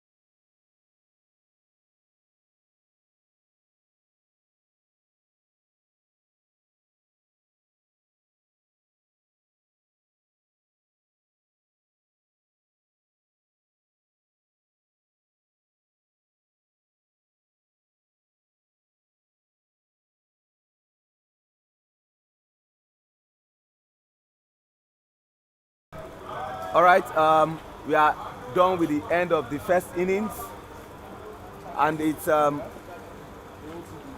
79 for 8, and the target is 80 for GCI. We have 2 gentlemen. One is a board member of the Nigerian Care Federation. Another one is an integral member of the Nigerian Care Federation. It's my pleasure to welcome Joseph Eshua, the Technical Director, Nigerian Cricket Federation. Good afternoon, sir. Good afternoon, Mr. G. And of course, my senior colleague who ensures that the embryonic stage that cricket is well projected to the media, Mr. Samuel Emehelu. Good afternoon, sir. Thank you very much. Let me quickly take you up on the much anticipated 6-nation tournament for female that the Nigerian Cricket Federation is organizing. And I listened very carefully to Mr. Uyosa Nosararu Akpata, the president of Nigerian Cricket Federation. He said 2 things that are very instructive. We want inclusivity for our female team, and we also want them to compete with top female countries. Let us into what Nigeria is planning for the 6-nation tournament. Joseph. Yes, for the forthcoming Women T20 International to be hosted by Nigeria and organized also by Nigeria. Well, we have seen that it is nice not waiting to attend only ICC events, and Nigeria have taken up the challenge by inviting top female women cricket nation to come to Nigeria and play. In the forthcoming event, which is going to start from 26th of March to the 4th of April, we'll be seeing countries like Ghana, Sierra Leone, Cameroon, Rwanda, and the Gambia, and of course, host Nigeria, playing in that tournament. And with this, it will give not just Nigeria the more playing experience. It is an opportunity for us playing against our counterparts across the other part of the region that will be represented. Mr. Sam, he made mention of the countries that are coming, and I must say that there's been a lot of traction around this competition, which meant that it's generated a lot of buzz in the media space. And the whole idea is to get people come down here. From the media perspective, how far have we gone, and what should we be expecting as we look towards March 26? Okay, I think what the media is supposed to do is, one, inform the public about it. Secondly, generate the buzz you talked about, so that because we are talking to a couple of people who also want to see the value they want to derive from associating with cricket. Cricket has a lot of value. If it can become a talking point like this, the brand associated with it can also leverage on those talking points or to push themselves. So a couple of things here for us. One, cricket is growing. Number two, it's made up of the demography that we call the digital natives, who basically, if you look around, it is still a Saturday game. Just look at the age bracket of people that are here. There are people who are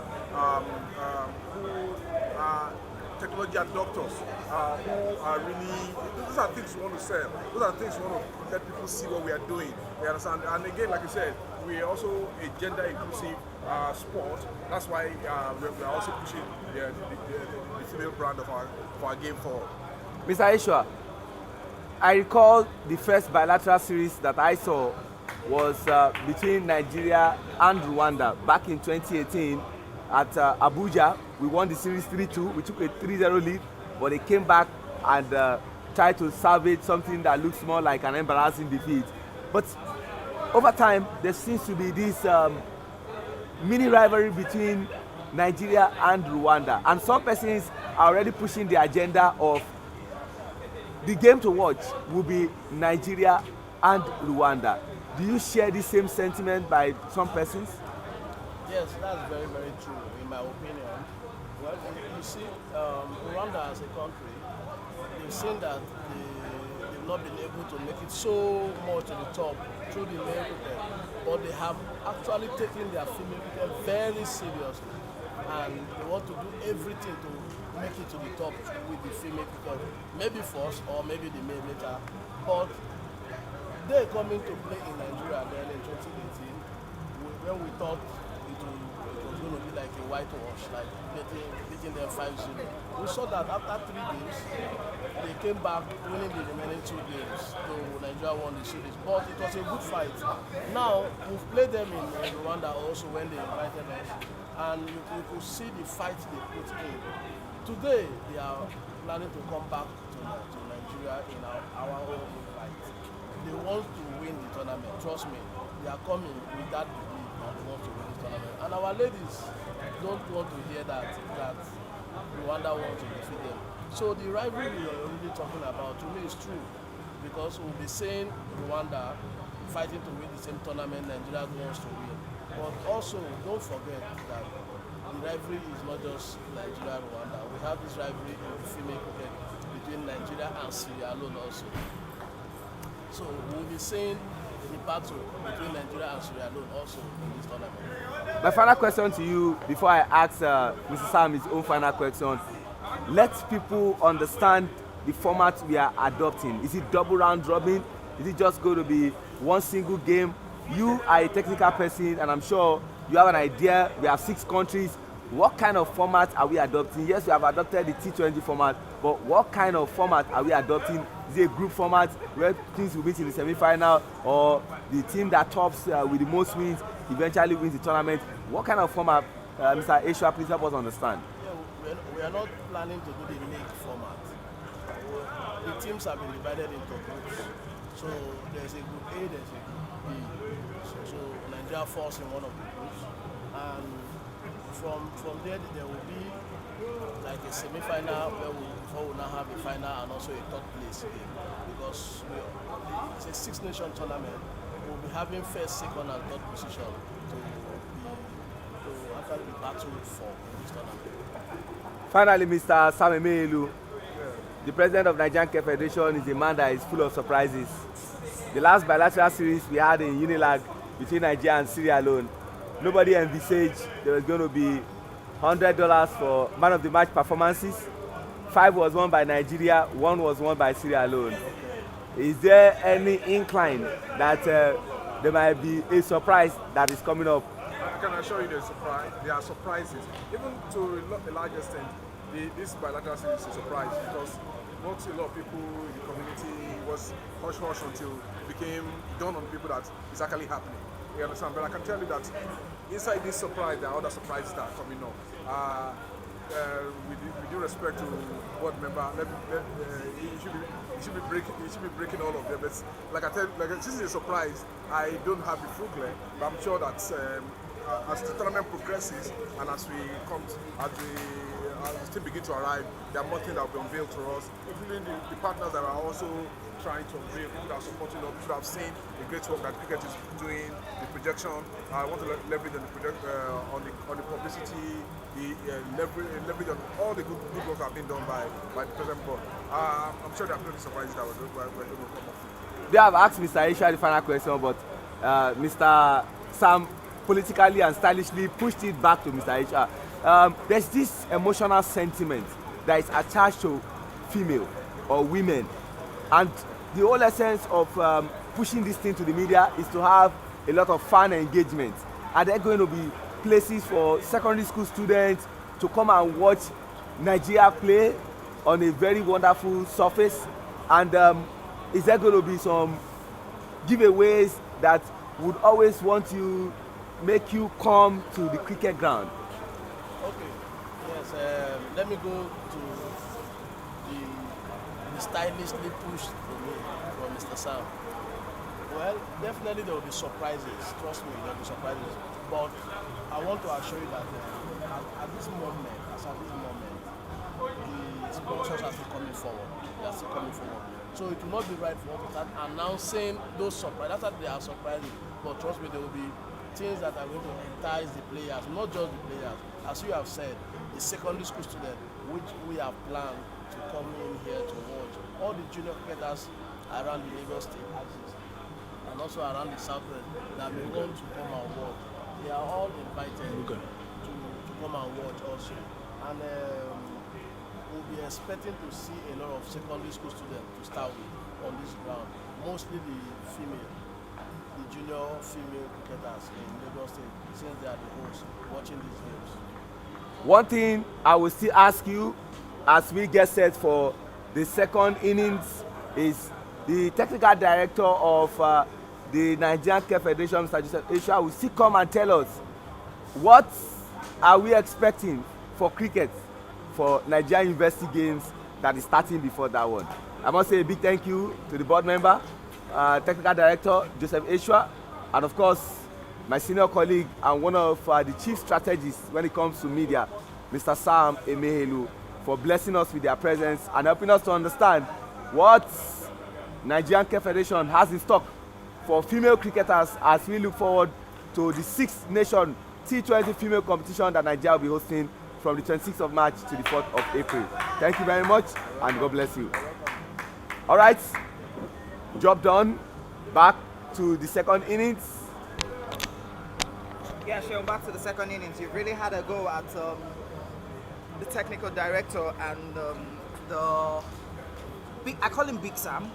He's one man that when the chips are down, you just go meet him and he always finds a solution for you.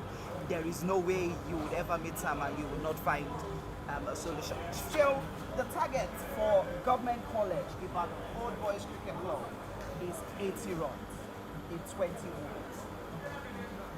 Do you think it's doable for the side? Very, very doable. Less than 5 runs per over. Because when you do 5 runs per over, that's even 100. Plus the extra that will definitely come.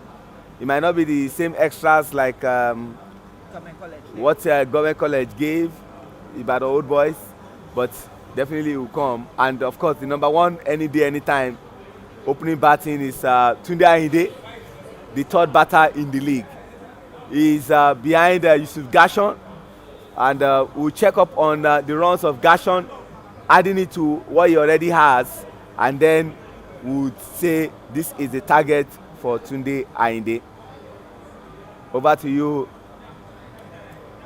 Abayomi. All right then, thank you very much, Shell. It's going to be a second innings, and you can see Tunde Ayinde's bat.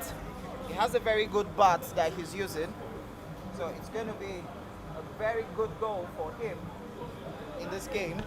He's definitely going to be finding a way to ensure that he scores some very good total for his side.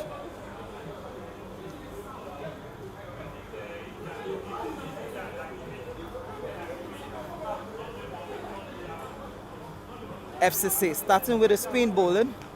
Tunde, ooh, drop catch from Yemi Agbola. Tunde would have taken that golden dog. First ball would have been a dog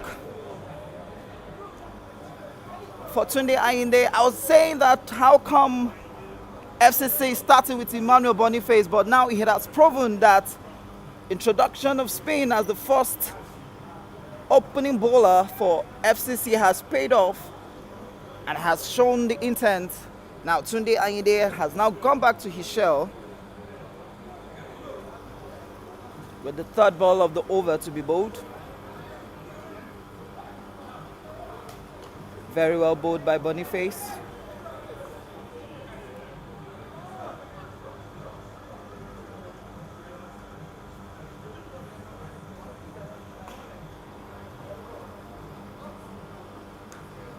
Tunde Ayinde could only find Yemi Adegbola at covers. 2 more balls to be bowled.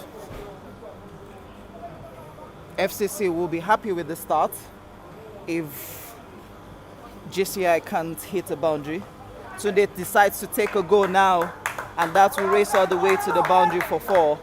Lovely start from Tunde Ayinde in the campaign for GCI in the chase of 80 runs, and that 4 runs has taken his team to 4 for the loss of no wicket in 0.5 overs. You've heard it all from Shenwa Jidagba during the break, while I had a chat with the technical director and Mr. Sam, Big Sam like I used to call him, on how the university games would be approached. Peter Hall looking for the ball. Had the ball in his hands, and after it slipped off, couldn't get to know where the ball is. And that brings us to the end of the first over, as GCI are 5 runs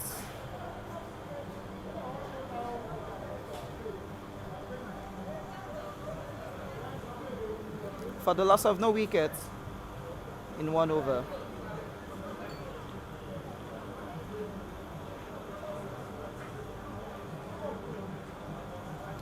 Tunde Ayinde needs 33 runs to level up with Yusuf Gashon, who is the second best batter in the league. Unfortunately, Yusuf Gashon just scored 5 runs today, taking his tally to 259. Tunde before this game had 226 runs, but he's added 5 runs now, and he'll be looking forward to many more runs. That was a missed opportunity from Adegbola. I'm sure he was not very happy with that. And coming from the Court of Appeal end is Peter Aho, the man who holds a record, 6 wickets for 5 runs. It was an ESPN record. I think it's still yet to be recognized by ICC as a T20 record as well. Yeah. So until we have a full confirmation from ICC that that is a record, then Peter Ahon would have pushed Nigeria to that line.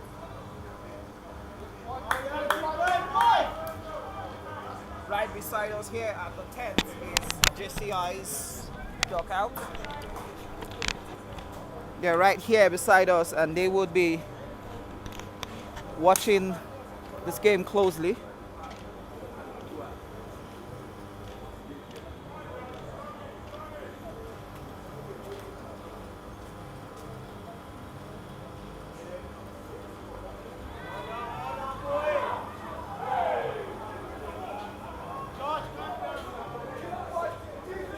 How did Gashon throw that ball? I was just about to say, what was that? Today is a good day for GCI. Two missed opportunities, and I'm sure they might pay for it. These are chances you don't want. These are chances you don't want to miss. First one was from Yemi Adebola at mid-wicket off Tunde.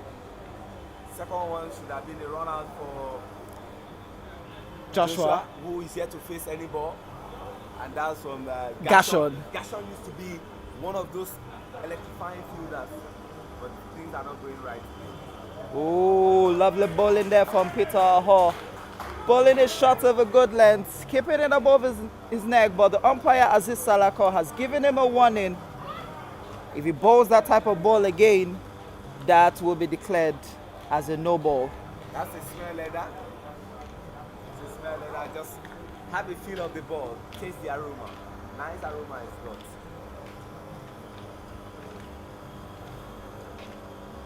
Oh, was that the pitch? Good stop there from Jimo. I think the pitch actually had a taste to that.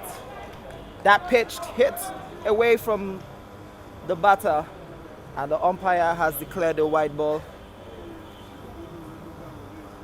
I think Ramon and the two umpires are going to be having a discussion to find out if that's actually a no ball or a white ball.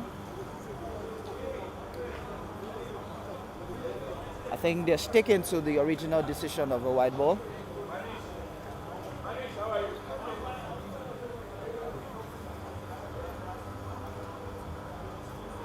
Tomorrow is going to be a very huge cracker as we're having two Indians slug it out right here at the Tafawa Balewa Square Cricket Oval.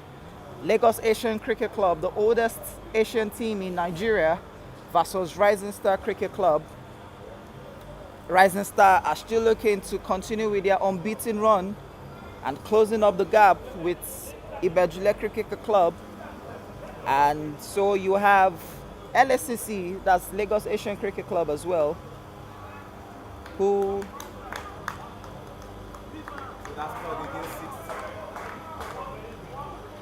will be looking at exactly third against six. LSCC will be hoping to win that game to just move up the ladder and stay away from the relegation zone, because as it is, probably inflict the first loss for Rising Star. exactly, inflict the first loss for Rising Star. Before we thought GCI was in big contention to this competition, but because GCI has played more games, so that's why GCI is in second place. Lovely batting there from Tunde Ayinde to bring us to the end of the second over, as it's 8 for the loss of no wickets in 2 overs.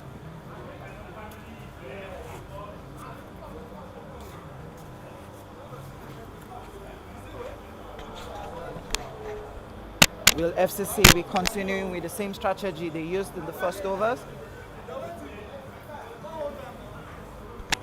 That is having spin bowling continue from the pavilion end. And that is what they are doing now, having Boniface come back to bowl from the pavilion end.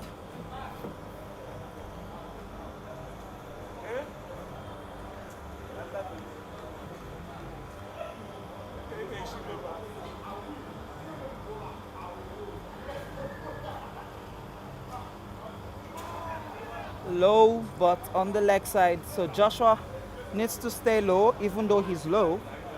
He still needs to stay low if he's going to have any chance of scoring runs of Boniface.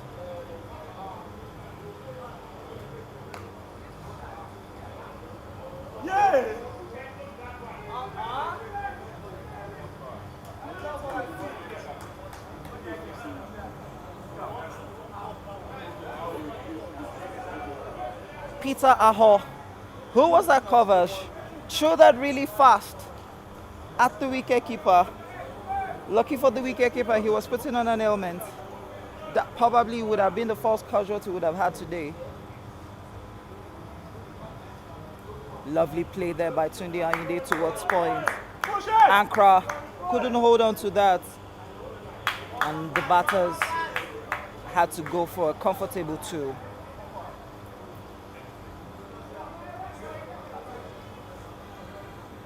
The umpires for today are Ramon Adelakun and Salako Aziz.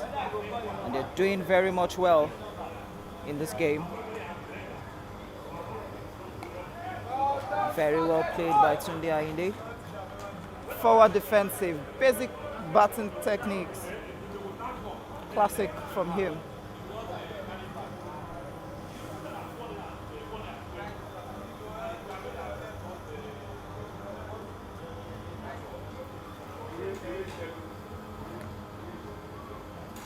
Back foot drive to the offside. Point for just 1 run.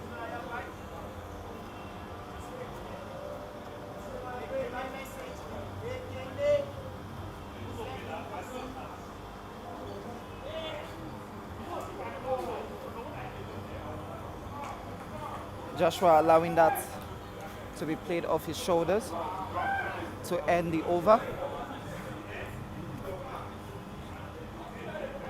And it's the end of the 3rd over as it's 10 runs for the loss of no wickets in 3 overs.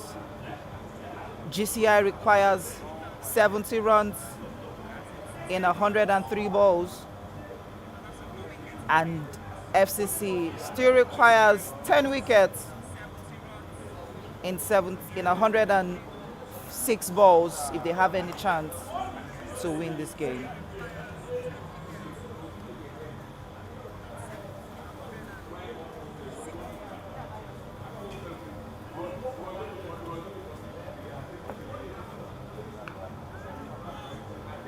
Peter Aho, bowling in line and length, keeping it tidy, ensuring that the runs are the required run rate keeps piling up for GCI.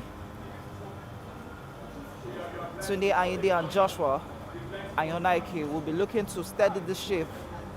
And with the way the cloud is going right now, it won't be nice to have a game being delayed by rain. And that looks like a dot ball.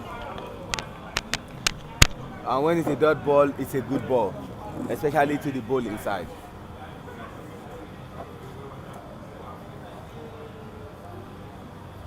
From the Court of Appeal end, Peter Aho and Tunde Ayinde.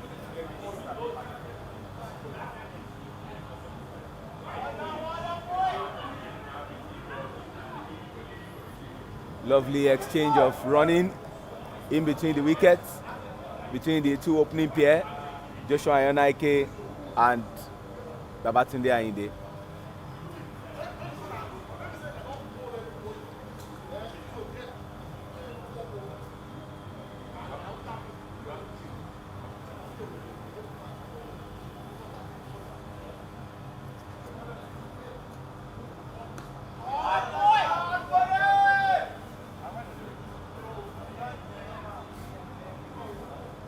Taking advantage of the power play.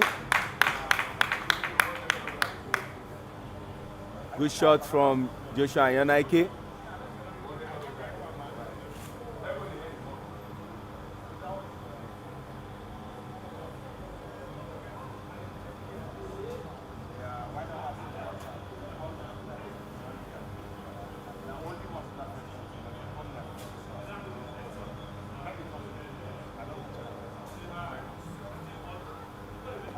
White ball.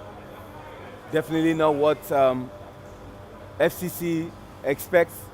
Going by the mean score they posted, one would have expected that they are bowling more tidier and they are ensuring GCI does not enjoy that much comfort in the batting crease. But that's not the case.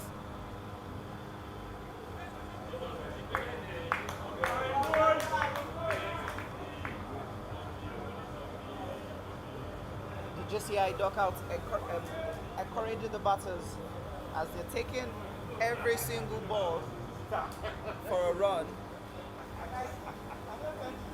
So with the way I see it, it seems like GCI has a target of winning by 10 wickets. Which is not out of place.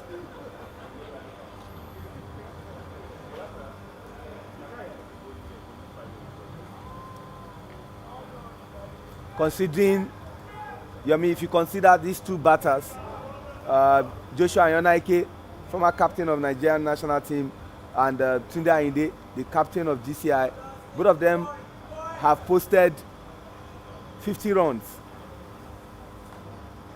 in different games.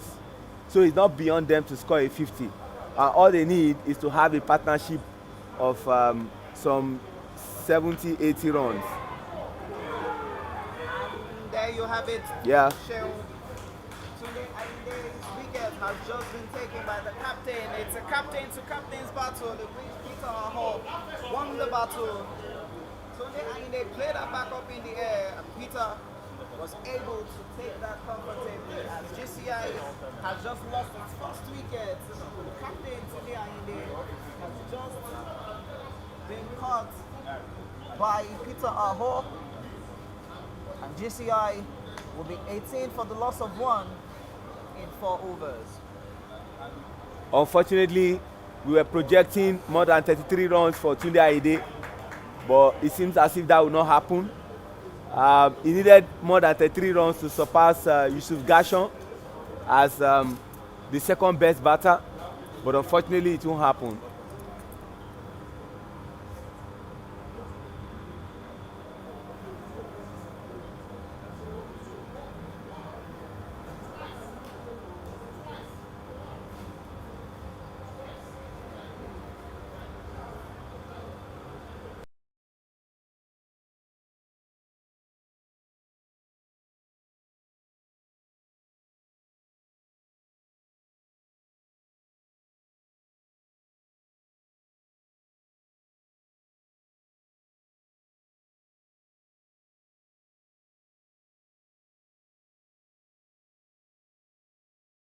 All right, in comes Ademola Onikoyi, who was missing from the last game.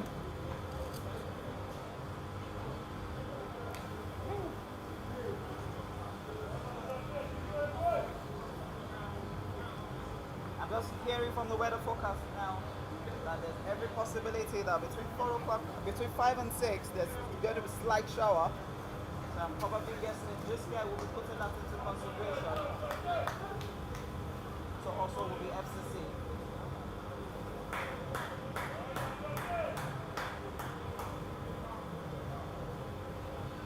Onikoyi Ademola now on strike. Yes, and this was the same Onikoyi at Integrated Polytechnic Regional College in Rwanda. Is there a shorter way to call that shit? Yeah, IPRC. Thank you. Just call it IPRC. Yeah, at IPRC against Kenya, he scored 20 runs in 1 over. And what happened the next over? Yes, he pulled an hamstring and he was taken out, but all I'm just saying is that Onikoyi on his day can be very, very annoying. And I mean annoying in the real sense, because he will embarrass your bowlers. The guy was taken off after the first over. So how do you explain it that you were hit for 20 runs in 1 over? They don't want to have anything that expensive anymore. So they had to just chuck him off. Lovely drive there from Joshua Ayonaike, straight on the ground for a single.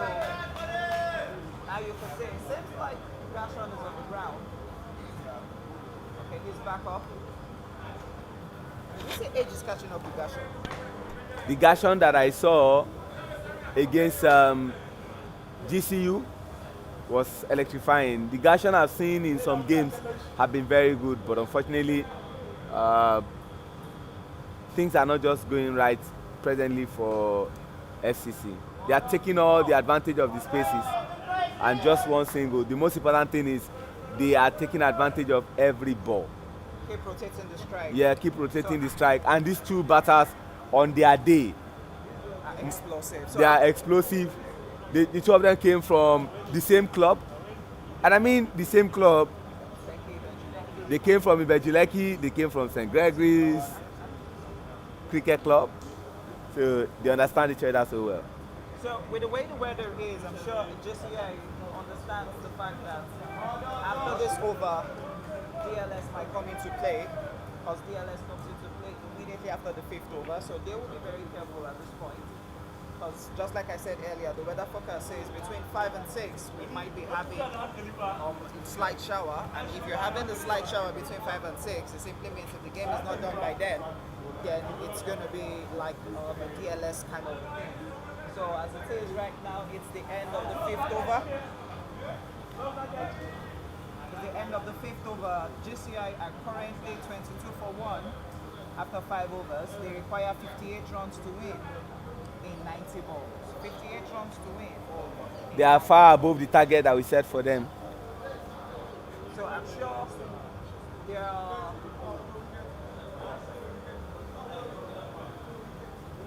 David Ankra, Yeah, David Ankra is coming in from the federal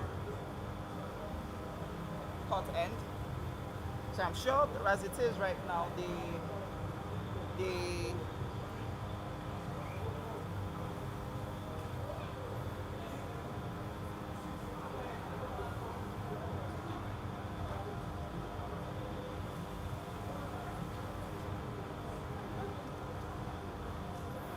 So as it is right now, GCI knows very well that if they have any chance to win, they have to keep maintaining this particular run rate and not lose any other wicket.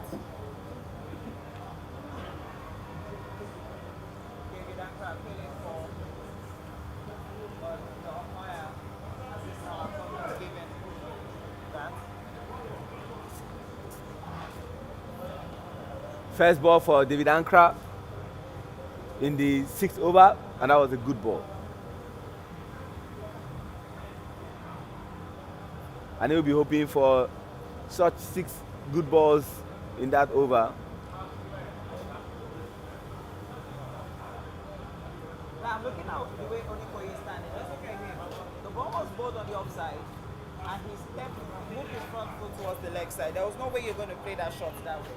It's either you're moving your front foot to the ball, and that way you will have enough shot. Because I'm looking at David Ankra's field set. He doesn't have a protection at deep extra covers. So if Onikoye can't swing his hands, he will play it over the 30-yard circle, and that would race all the way to the boundary for 4. Lovely bowling from David Ankra. Keeping in line and length. Keeping it steady. And to the delight of the team. Yeah, exactly, and to the delight of the team. JCI understands that the weather is gradually changing. So does FCC. So that's why FCC knows that their bowling strategy needs to change now. So also is the batting strategy of JCI.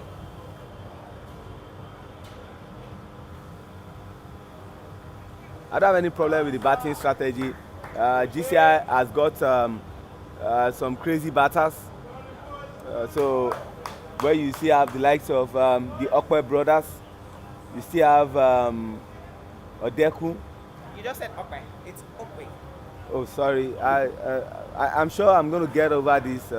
You know how to pronounce Asanka's name in full. You know how to pronounce the international names, but a common Hausa name you couldn't pronounce here. Okwe or Okwe. Okwe. He told me Okwe, which means.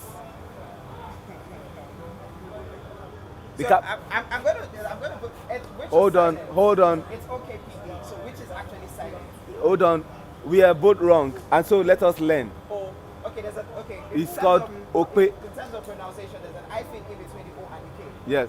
So we are both wrong, Yeah, I agree. and so we must need To apologize. to apologize. But the only apology I would never grant the Nigerian captain is his inability to know the meaning of Okpe. It's a shame, and I must publicly say this. He needs to go and do that research and come back and tell us what is the meaning of Okpe. Thank you very much, but it doesn't take anything away from the fact that he's a fantastic player. It doesn't change anything. That he is a fantastic player. And we have come to the end of the sixth over, ladies and gentlemen. And GCI are currently 24 for 1 with 56 runs to win in 84 balls. The current run rate is 4 and their required run rate is 4. So if they continue at this pace, it's safe to say that GCI might be winning this game. And don't be surprised that, yes, that's what they require, but these guys at some point in time can just come out and say, hey, let's change this thing and be more explosive. Yeah, definitely, you're right, Joe. Boniface coming from the pavilion end with his spinning, and he has Joshua to contend with. Appeal not granted.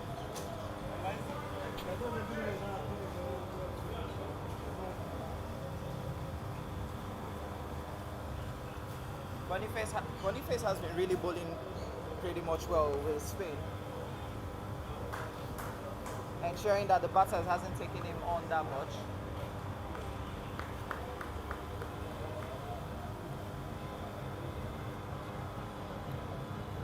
He just has to. They have a very main score, and they need to defend it. Lovely shot from Joshua. Picked it up the flight. Knew that there was no mid on. And played it straight. Only to find Jimo, who had now moved to long on. And that will take GCI's total runs to 25. Lovely shot from Onikoya Ademola. Would that race to the boundary? Oh, that's 4 runs. The two fielders tried colliding with each other. But that, after beating the two of them, went all the way to the boundary for 4. 4 runs from Ademola Onikoyi.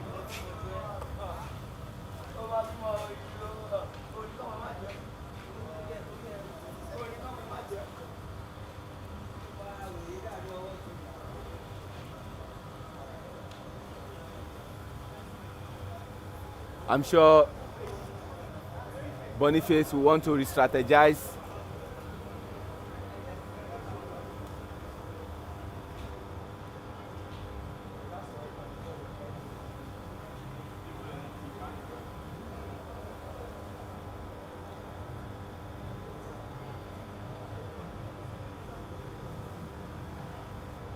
Better bowling. This is second 4 that will be played in this game. In this particular innings, actually. In innings, maybe I should be more explicit. Yes, exactly. Not in the game. They've been some boundaries earlier on. Lovely running in between the wicket. Oh, Boniface had the chance. He didn't hold on to the ball. Joshua would have been taking the long walk back to the boundary. If only Boniface was just patient enough to hold that ball in his hands. But Joshua has just been given another chance to prove himself in the middle, all thanks to Boniface. 31 for 1 at the end of 7 overs.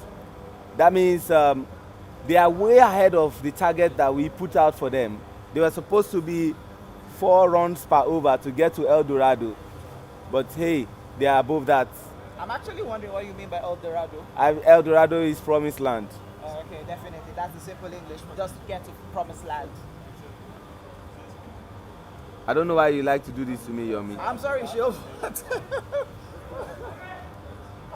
You've done it to me during the off season. No, during the start of the season when we started with the Lagos T20 knockout. You went at me and I had no response to most of your I thought banters. El Dorado is just a common thing. You're making it look like I just spoke one Latin. Yeah, you just spoke a Spanish word. Okay. David Ankra back to the Court of Appeal end. And the man who has been given another life, Joshua Yonaike, will be facing David Ankra.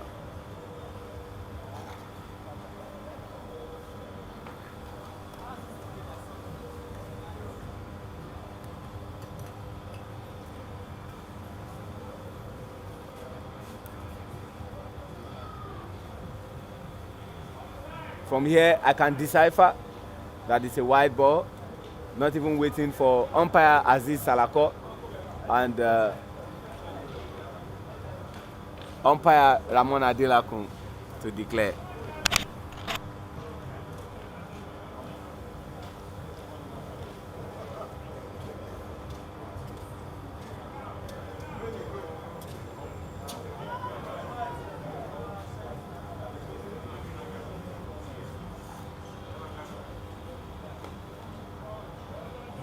Well played by Joshua on drive and 2 runs taken. Peter Aho couldn't hold on to that, converting a run to 2. GCI will be happy with that as they are gradually getting closer and closer to winning this game.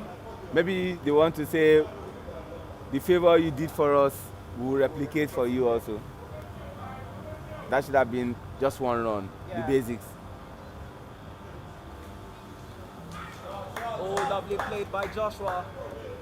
Finding his edge of the bat and knowing that there was no slips. Second time Joshua is playing that shot today, knowing exactly well that there's no slips.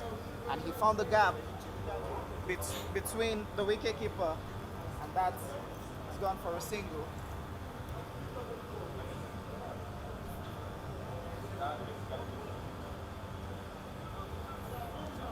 Ademola Onikoyi inspecting his batting crease.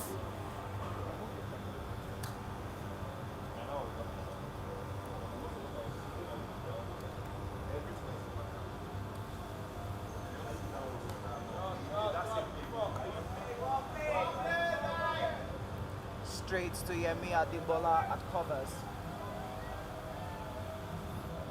That was not Yemi, that was Oh, Captain Kendi. No, that's okay. That's Kende. No, that's Yemi. Oh, That's apologies, Kende. that's Kende. Oh, God. They actually look alike. No. Oh, Yemi's a mid wicket. Yeah, you're right. Yemi's a mid wicket. You're definitely right. Have you eaten? Yes, I have. Okay. Oh, lovely shots, but could only find Gashon. Lovely shots, but Gashon was properly placed. And that was a good stop.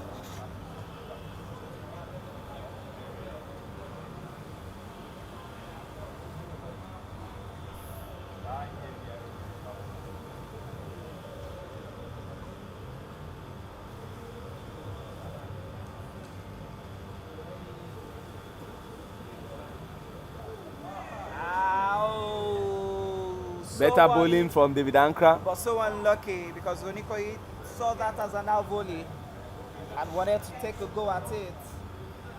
But Ankra, like you said, bowled a better ball this time.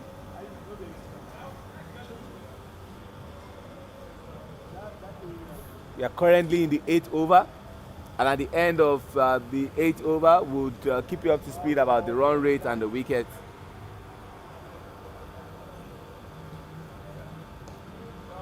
Lovely shots from Onikoyi. Stayed down, pushed to mid-on for a single, and that has ended the 8th over like you said, Sheung. Do you want to run us through, Sheung? Definitely at the end of the 8th over, GCI chasing 79 runs. They need 80 runs to win this game. They are 38 for 1 at the end of 8 overs.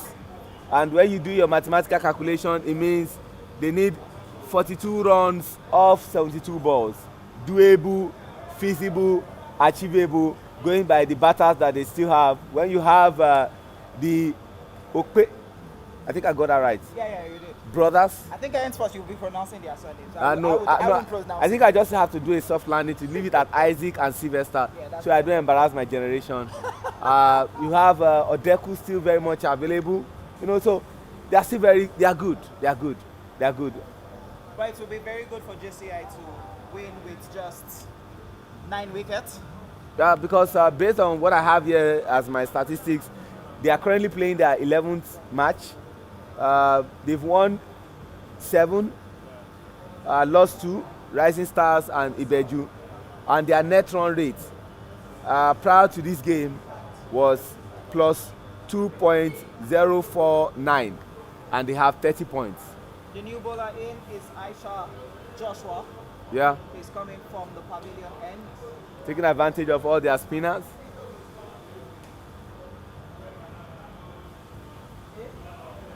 What shot was that played by Oniko? Was the bowler trying to dribble him, or was he the one trying to dribble the bowler? The ball tried to dribble him. Oh, okay. Rather. The bowler actually tried to dribble him. He's trying to get acquainted with the bowling. Not given by umpire Ramon Nadelako. That was going towards the leg side, obviously. From the screen, you could see that Oniko knelt on the leg side, so there was no way that could have been an LBW.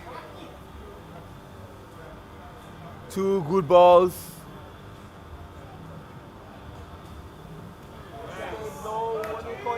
That's what he wanted to do since. He stayed down with it, and he perfectly timed that. And you can see the batters trying to complete the single, even if you know that was had gone all the way to the boundary for 4.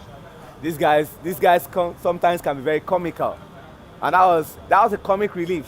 Yeah, definitely.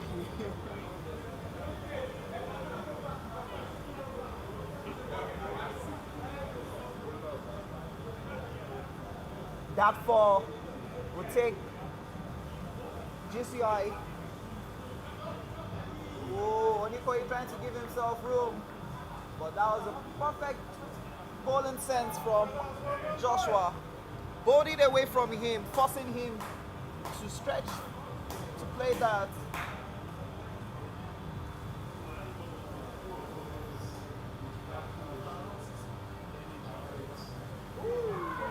And Onikoye has just been bowled. That ball stayed low. Very, very low. Before he could react to that. He just lost his wicket. And now GCI, that we thought would probably play with, that would win by 9 wickets now, has just lost its 3rd wicket. The man's name is ASIA. Is it Asia? Is it Asia? I would just probably stay At Joshua. at Joshua. So with the way things are now, GCI haven't lost the 2nd wicket.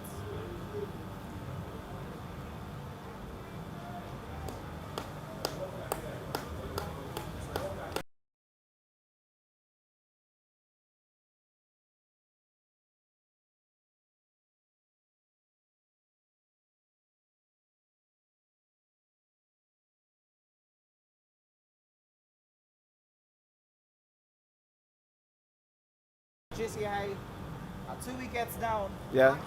In 38 for 38 runs.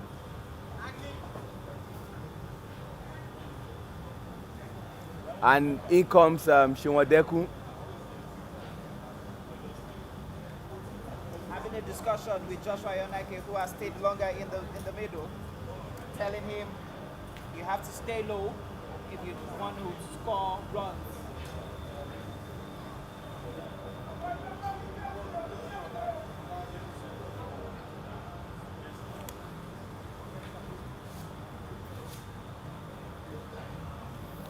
Joshua is still very much there. Came on as an opener with Tunde Ayinde, and is still hanging in there. GCI would be looking to finish this game very much early as they are still on top.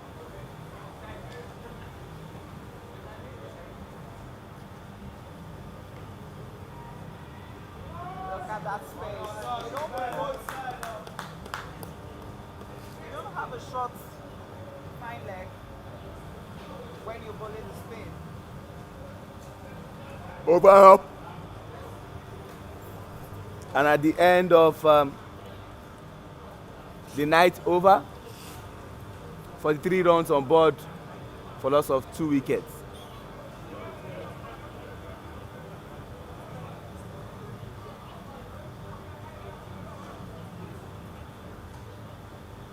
There you have it on the board. 43 runs on board for the loss of 2 wickets.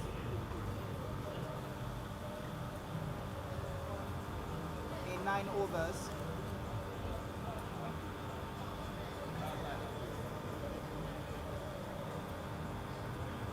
.47 runs to win.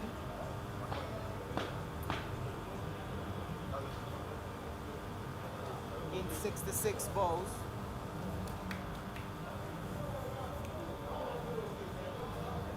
New bowler.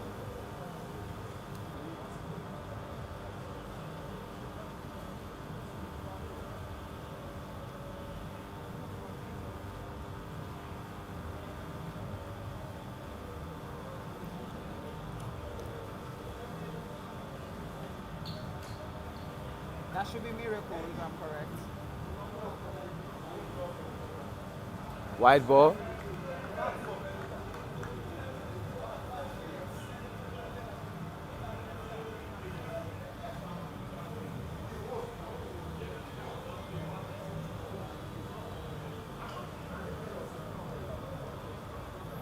They are just taking the singles, taking it easy, knowing that as long as we continue to take the singles, the boundaries will definitely come.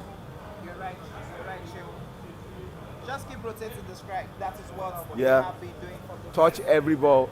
from the get-go. Touch the balls, rotate the strikes, and the runs will just come easily. And that is what the Government College Ibadan, Old West cricket batters have been doing. 1 run a ball, Yes. and not having a lot of dot balls.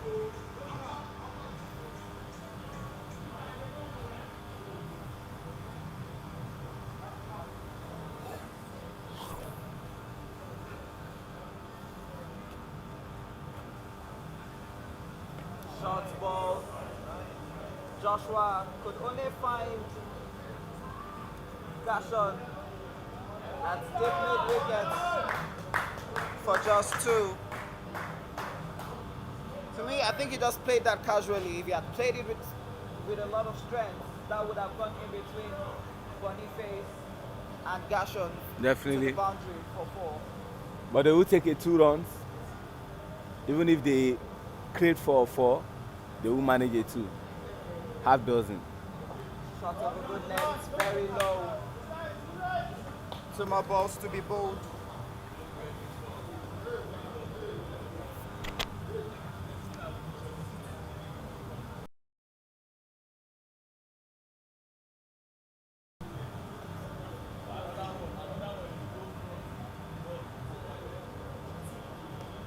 Full at this time.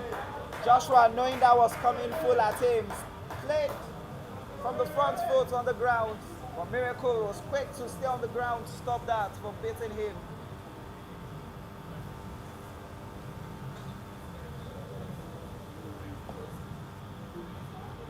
Oh, that stayed low again.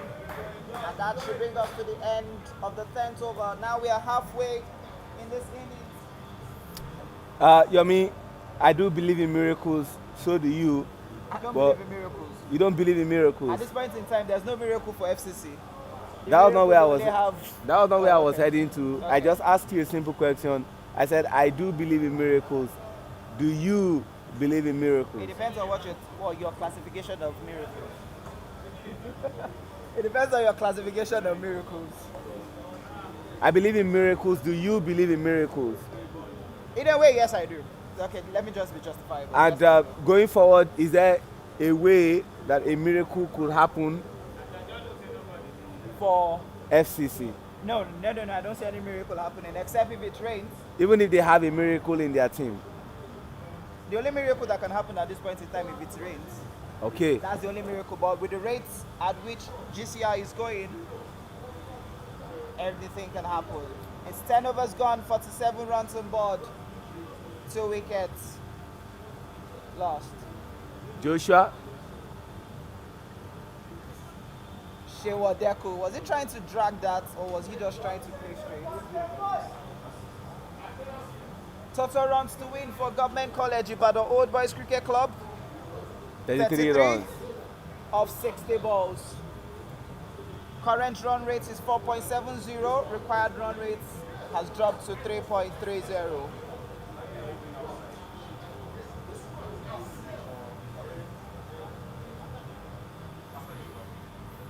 Shimondeku walks out of his batting crease, and that gave birth to the dead ball we saw.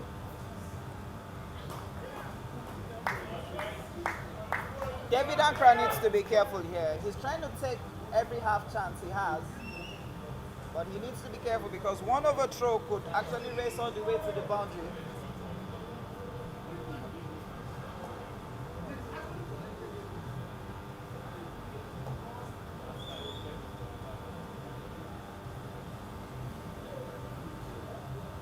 Joshua played the 100 perfectly, came out, picked the out volley Gustav on the ground. from Boniface at the boundary. So there is something I really want to show to people right now in preparation for. Just look at it, yo. A trailer coming in Trailer full of money. or full of victory for GCI. Well, not out of place if you say that. But I guess it's part of preparation for the female T20 competition Nigeria will be hosting from the 26th of March to the 4th of April.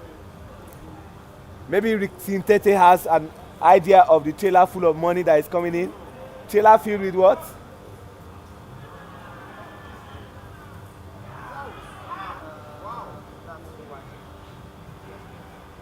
Joshua has been given out by the square leg umpire.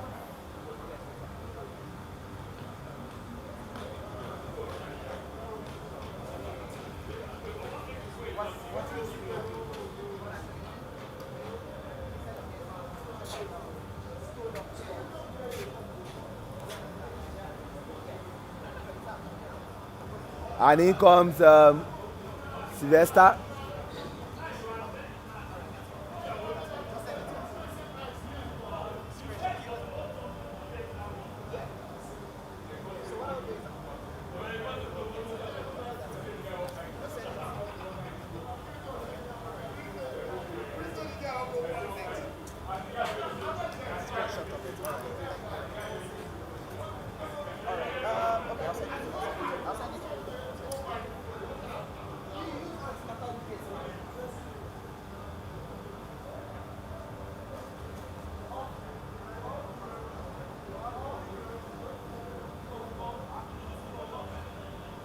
Joshua has just lost his wicket.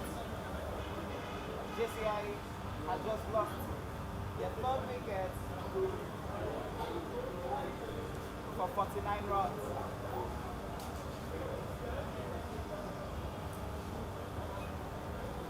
And from the look on Joshua's face, looks very livid with that decision. Yeah, definitely. I think from an angle here, it doesn't look like, it looks like it was bold. So it's, if I eavesdrop what he said, it looks like someone who is complaining about the wicket keeper using his hands rather than using the ball to stomp the wicket.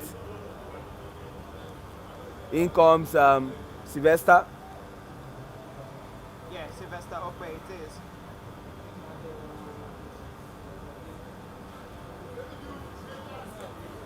Stayed low again.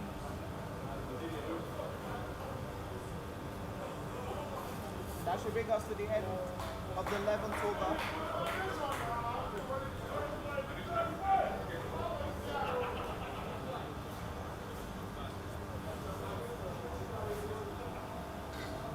Very, very imperative that GCI wins with some considerable number of wickets so that their net run rate can actually improve on the standings. It's 11 overs gone. 49 runs on board, 3 wickets lost, 31 runs to win in 54 balls. Doable. Very much doable for the side. Miracle versus Odeku.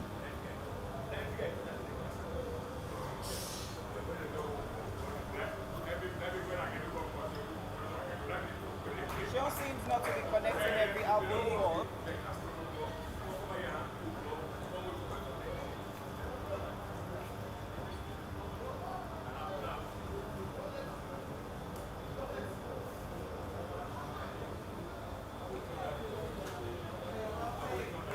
Shell decided to go for a defensive on that after he was unable to connect that the first ball being bowled. There's no need to play some careless shots. They got overs, they have wickets, and so Lesser runs. yeah, so they can actually achieve it. Lovely on drive from Shell. That's a comfortable one any day, anytime. You don't need to stress yourself. Yes.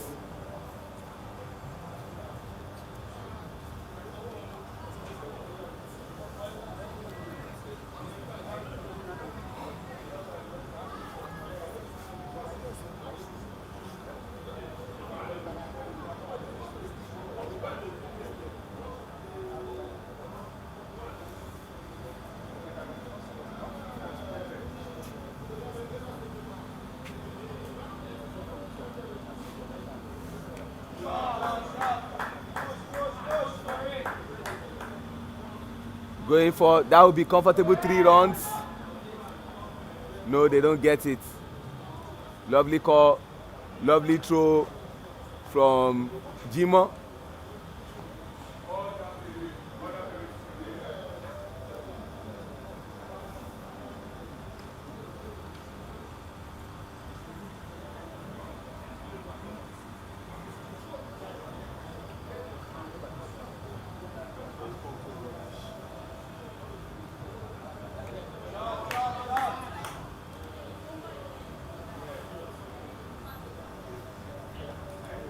Shiwadeku and Sylvester batting. Sylvester, the striker.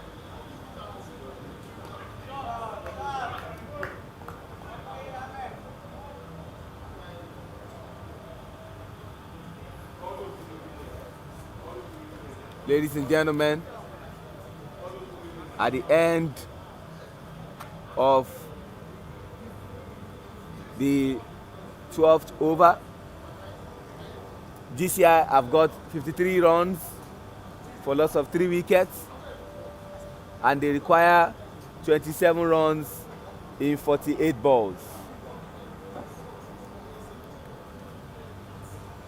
Joshua back to the pavilion end.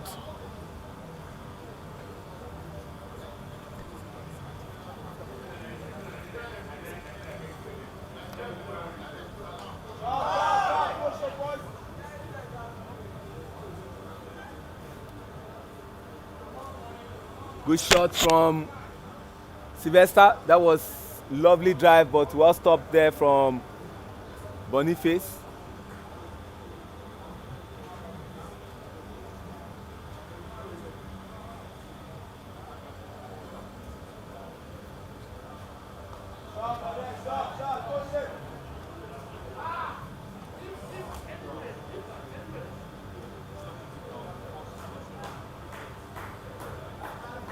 I mean, they are finding it so comfortable in this over. It's not they're finding it comfortable, Shell. They are comfortable already. Wow.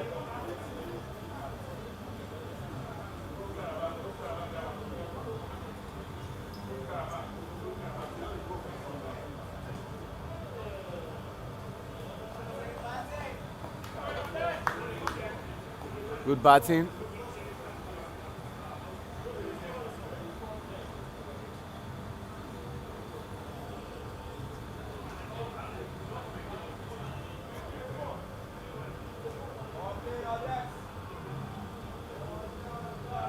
No run there. Lovely pick-up throw from mid-wicket from Peter Aho. Better bowling from Joshua.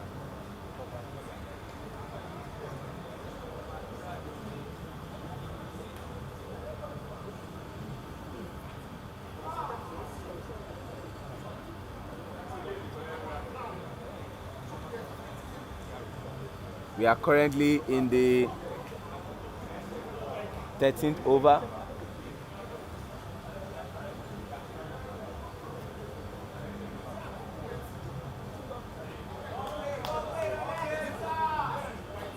Your Shina, your Kangai. Good thinking, good product. Great batting, great communication. Over up.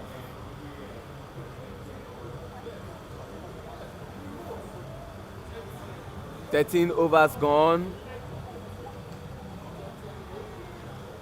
3 wickets down. 57 runs on board.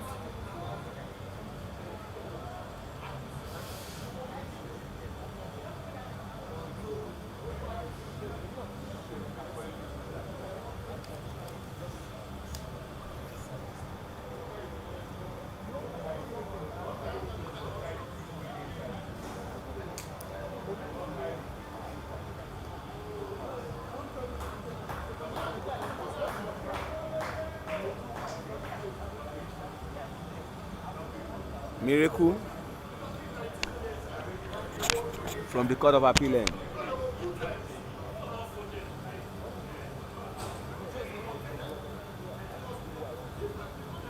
Good running in between the wickets. Good communication between Sylvester and Sheung. Coincidentally, both are SS.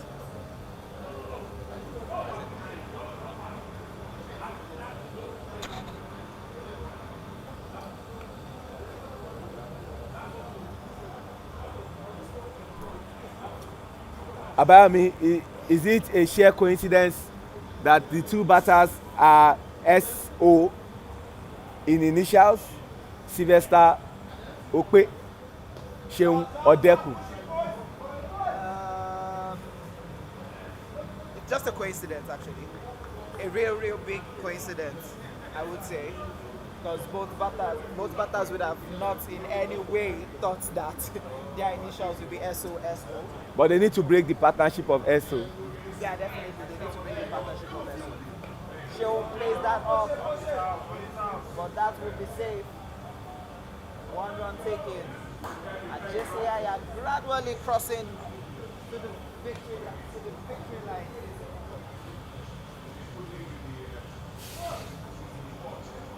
Gradually.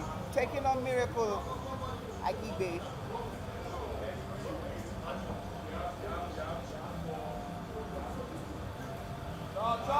Lovely play there by Joshua Yonaike.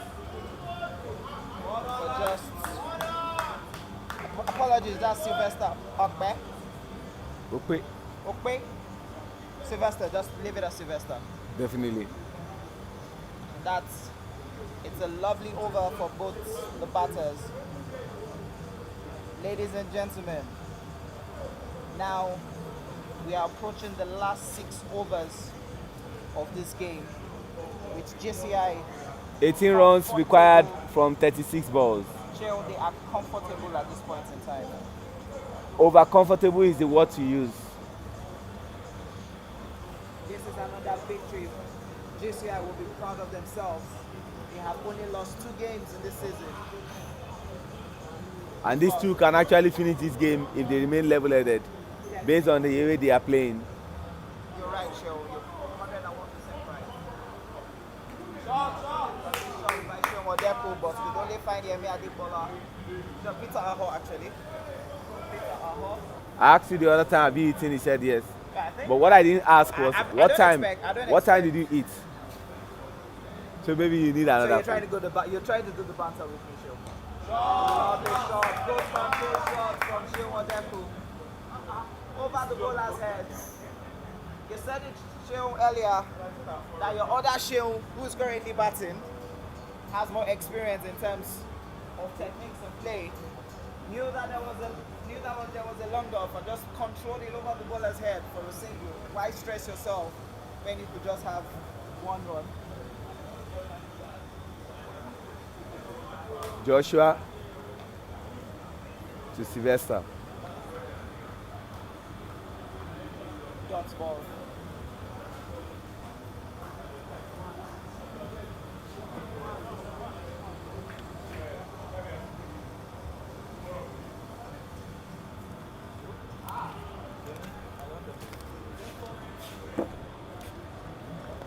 very close.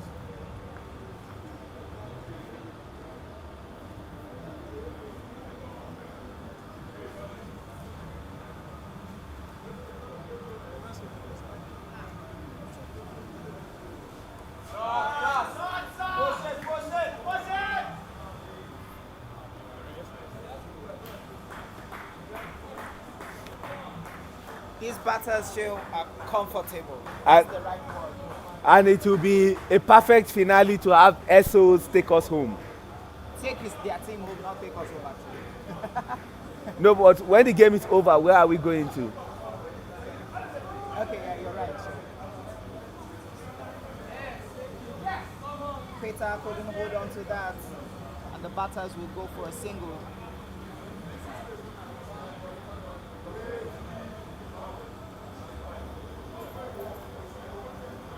And that's From when they were batting to now that they were fielding, they look disinterested.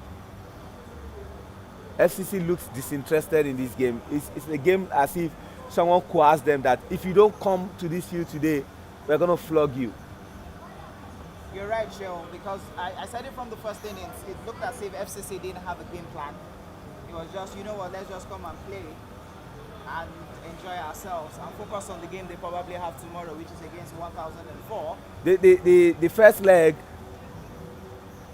The first leg was more competitive. Competitive in the sense that at some point in time it was looking like Jimo was taking on the bowlers at Unilag, not up to that moment where they had to just devise one strategy for him. But today's game is just too simple. And maybe permit me to use this word. I feel slightly disappointed that GCI even lost 3 wickets because it was a game where the openers could have even ended this game. They are that comfortable. So as it says, Joe, it's 15 overs gone. 15 runs to win in 30 balls. Practically 3 runs per over. Which Shewajidagwa can actually achieve. Lovely shots from Shewadeku. I think Shewadeku will probably say, Shew, you know what? Still hold on. I'm still in the middle. I can still score these runs. Yeah. And now GCI requires just 14 runs to win in 29 balls.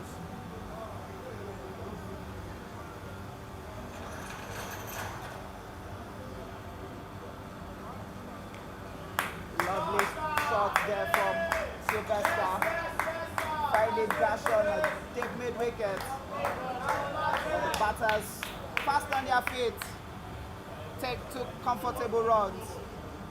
And that 2 runs now has taken GCI to 68 runs Yeah. with 27 balls still to be bowled, 12 runs to win. Very well played from Sylvester. Playing it away from Yemi Adebola, Adegbola? who was at mid-wicket. Yeah.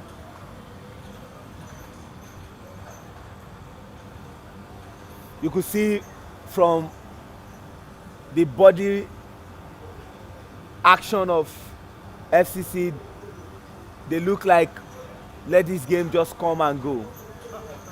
Yeah, definitely. That's what it looks like. Let it just come and go. Heads already down, and that does not suggest a team that wants to fight. And the interesting thing here, Show, is this. Both sides playing now have a game to play tomorrow. GCI will be playing against 1004, or FCC also will be playing against 1004. Oh, so lucky by Shewadeku. He would have been stumped there, but the wicketkeeper couldn't hold on to the ball once for stumping. Butterfly fingers. You're right, Show, butterfly fingers. As now GCI has 70 runs for the loss of 3 wickets in 15.4 overs. 10 runs to win in 28 balls. Bring on Ravi Chandran Ashwin. This game looks like done and dusted. A lovely use of the wrist by Shewadeku. It seems like these batters don't want to hit the boundaries. They just want to keep pushing and rotating the strike, which is the best way and most comfortable way to win, I would say. Not in all cases. Well, not in all cases, you're right, Sherry. I think we have come to the end of the 16th over. Yes, we have come to the end of the 16th over, and that last run has now taken GCI to a single digit to win. It's 9 runs to win in 24 balls. GCI are currently 71 runs for the loss of 3 wickets in 16 overs. 9 runs to win in 24 balls. This is definitely the game GCI will be proud of themselves, and FCC's technical team will go back and re-strategize. Yemi Adebola is the new bowler. 2 runs taken Comfortable 2 runs. by the batters. In basketball, if you win by 15, 20 points, it's a blowout. When you win by, say going to 7 wicket, what is it? I can't call that a whitewash. I would have said that's a whitewash, but it could have only been a whitewash if GCI had not lost any wickets. Shewadeku playing experiencely, pushing that for a single.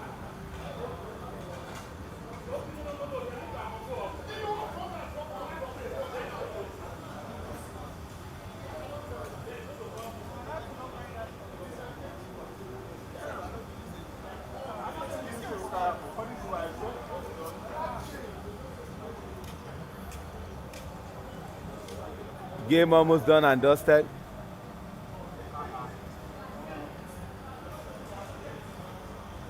With just 6 runs to win in 21 balls. Wide ball declared, and now that wide will take GCI to 5 runs to win in 21 balls, as they are 75 runs for the loss of 3 wickets in 16.3 overs.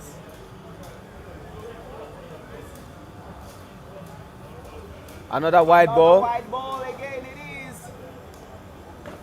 It seems like Yemi Adebola wants to help GCI win this game by bowling extras.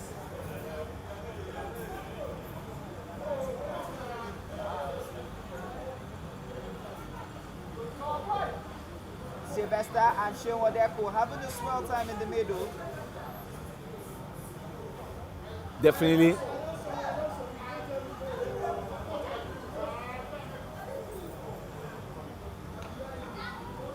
Lovely shots by Sylvester Okwe on the ground to find Miracle Akibe. And 1 run that's 1 run. He's making this game done and dusted. 3 runs to win in 19 balls. GCI are comfortable at this point. If the game is not done in this over, it looks like a game that will be done in the next over. So it's definitely not done in this over, Shew. As we just witnessed the 17th over with GCI 77 runs for 3 in 17 overs. 3 runs to win in 18 balls. And I'll be reading out the fixtures for tomorrow. Today's game, we saw Fegokoosa defeat Rocks of Abeokuta by 7 wickets. When you mean Fegokoosa, that is Federal Government College, Warri Cricket. Old Student Association Cricket Club. And currently going on is Government College Ibadan Old Boys Cricket Club against FCC. It might also end in 7 wickets, just like what we saw in the morning. So is it good to say that the Federal Government Colleges won today's games? Yes.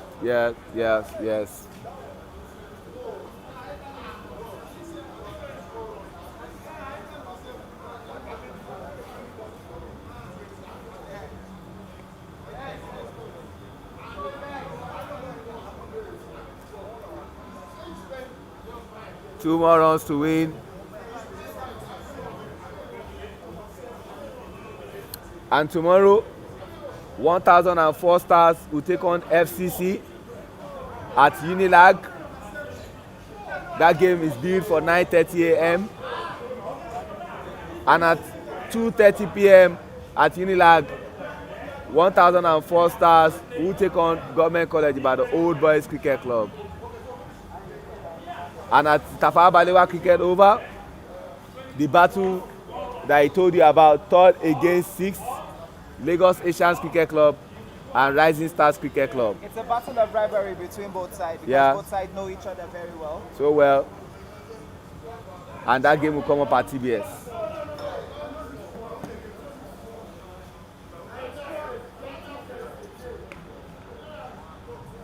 Is that a single? Yes, it is a single. And JCI. They've tied and they need one more run to win. Comfortable. It's 79 runs already, ladies and gentlemen. GCI has just tied this game. Will Sylvester, the national team captain, be able to put his side, Government College, to victory in this ball as he's facing Peter Aho?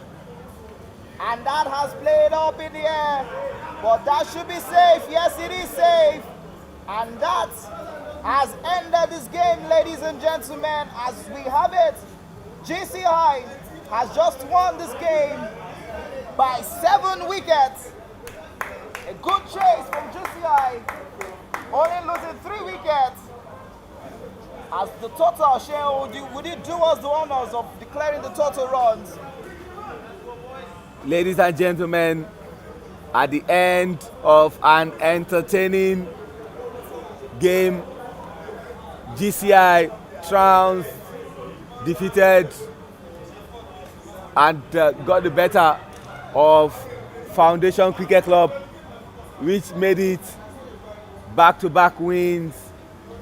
And when I mean back-to-back wins, meant that they beat them in the first leg at Unilag Cricket Oval, and they are beating them at the Tafawa Balewa Cricket Oval. They won that game by 7 wickets, and you want to say it's reminiscent of what happened in the first game between the Warri-based team and the Ogun-based team. And I'm talking about Fego Kowosa Cricket Club, Federal Government College Warri Old Students Cricket Club, alongside their opponents from Rocks of Abeokuta. And Shinwodeku and Sylvester Okpe both played not out. Shinwodeku scored 16 runs off 30 balls, no fours and no sixes, while Sylvester Okpe scored 14 runs off 17 balls, no fours and no sixes, which meant that Single wins matches. they used their legs very well to win this game. The strike rate for Odeku was 53.33, while that of Sylvester was 82.35. They approached that game in a rotational style where they were rotating the strikes, and it was so comfortable for them. And I'm sure FCC will be very disappointed with their performance, because this was a sharp contrast to what we saw from them last weekend against Government College Ugele. Maybe we'll get to talk to just 2 people, the captains, and then we'll be done. Maybe we'll just talk to Shinwodeku and a member of the guys from FCC. We'll talk to Shinwodeku quickly